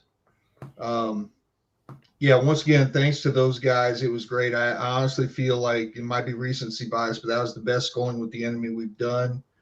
They had their shit together. They could talk their game. I don't like that guy for giving Donovan Jackson a first round grade. Screw him. He don't know shit. And talking about Luther Burden, does he know we got Ty Felton? And I don't think he does. You should have used him as your guy they need to watch out for. I should have. Fellas, we're about 1 week away from this trip that we're taking, and I'm looking forward to this in a big way. Can't wait to meet up with you guys, have some fun that weekend, and let's go. Let's go, baby. What do you got, Cody? It's finally here. We just watched our first glimpse of football, watched our first glimpse of heartbreak from CeeDee Lamb dropping 2 balls that could have been game changers. Man, this offseason was a long offseason. It was a fun offseason, though. It almost rivals when we drafted JJ McCarthy and Dallas Turner, and then we got all those free agents that contributed to this team. I think we got better, even though we had so much turnover. I can't wait for Monday night. It's so special to start the season off as the Monday night game, the very last game of the year. Everybody is going to be watching you, and everybody's going to be watching one man, number 9, JJ McCarthy. Man, I'm so excited. Just don't do nothing stupid this weekend, so where you're not missing 3 days of work like our wide receiver Jordan Addison. Right? Have a plan. Be good or be good at it, and always let's go. Let's go. Let's go, buddy. All right. Well, that's the show. Thank you, fellas, for sticking around this long. Thank you for those Bears fans. Thank you, everybody in the audience who stuck around. Speaking of sticking around, JJ McCarthy's wife, I hope you keep that baby sticking around inside of you until after Monday. Don't ruin this for us, okay? We've seen it all. But we haven't seen this, and we don't want to see this, okay? JJ McCarthy, it's time to see. He's ours. And until Tuesday, he's ours. So you keep that baby in that belly, and then have that nice, healthy baby boy Tuesday, Wednesday. Enough time for him to be ready to play the next game as well. We will be here after that Monday night game, and we will see you then. Let's go. Let's go. Let's go.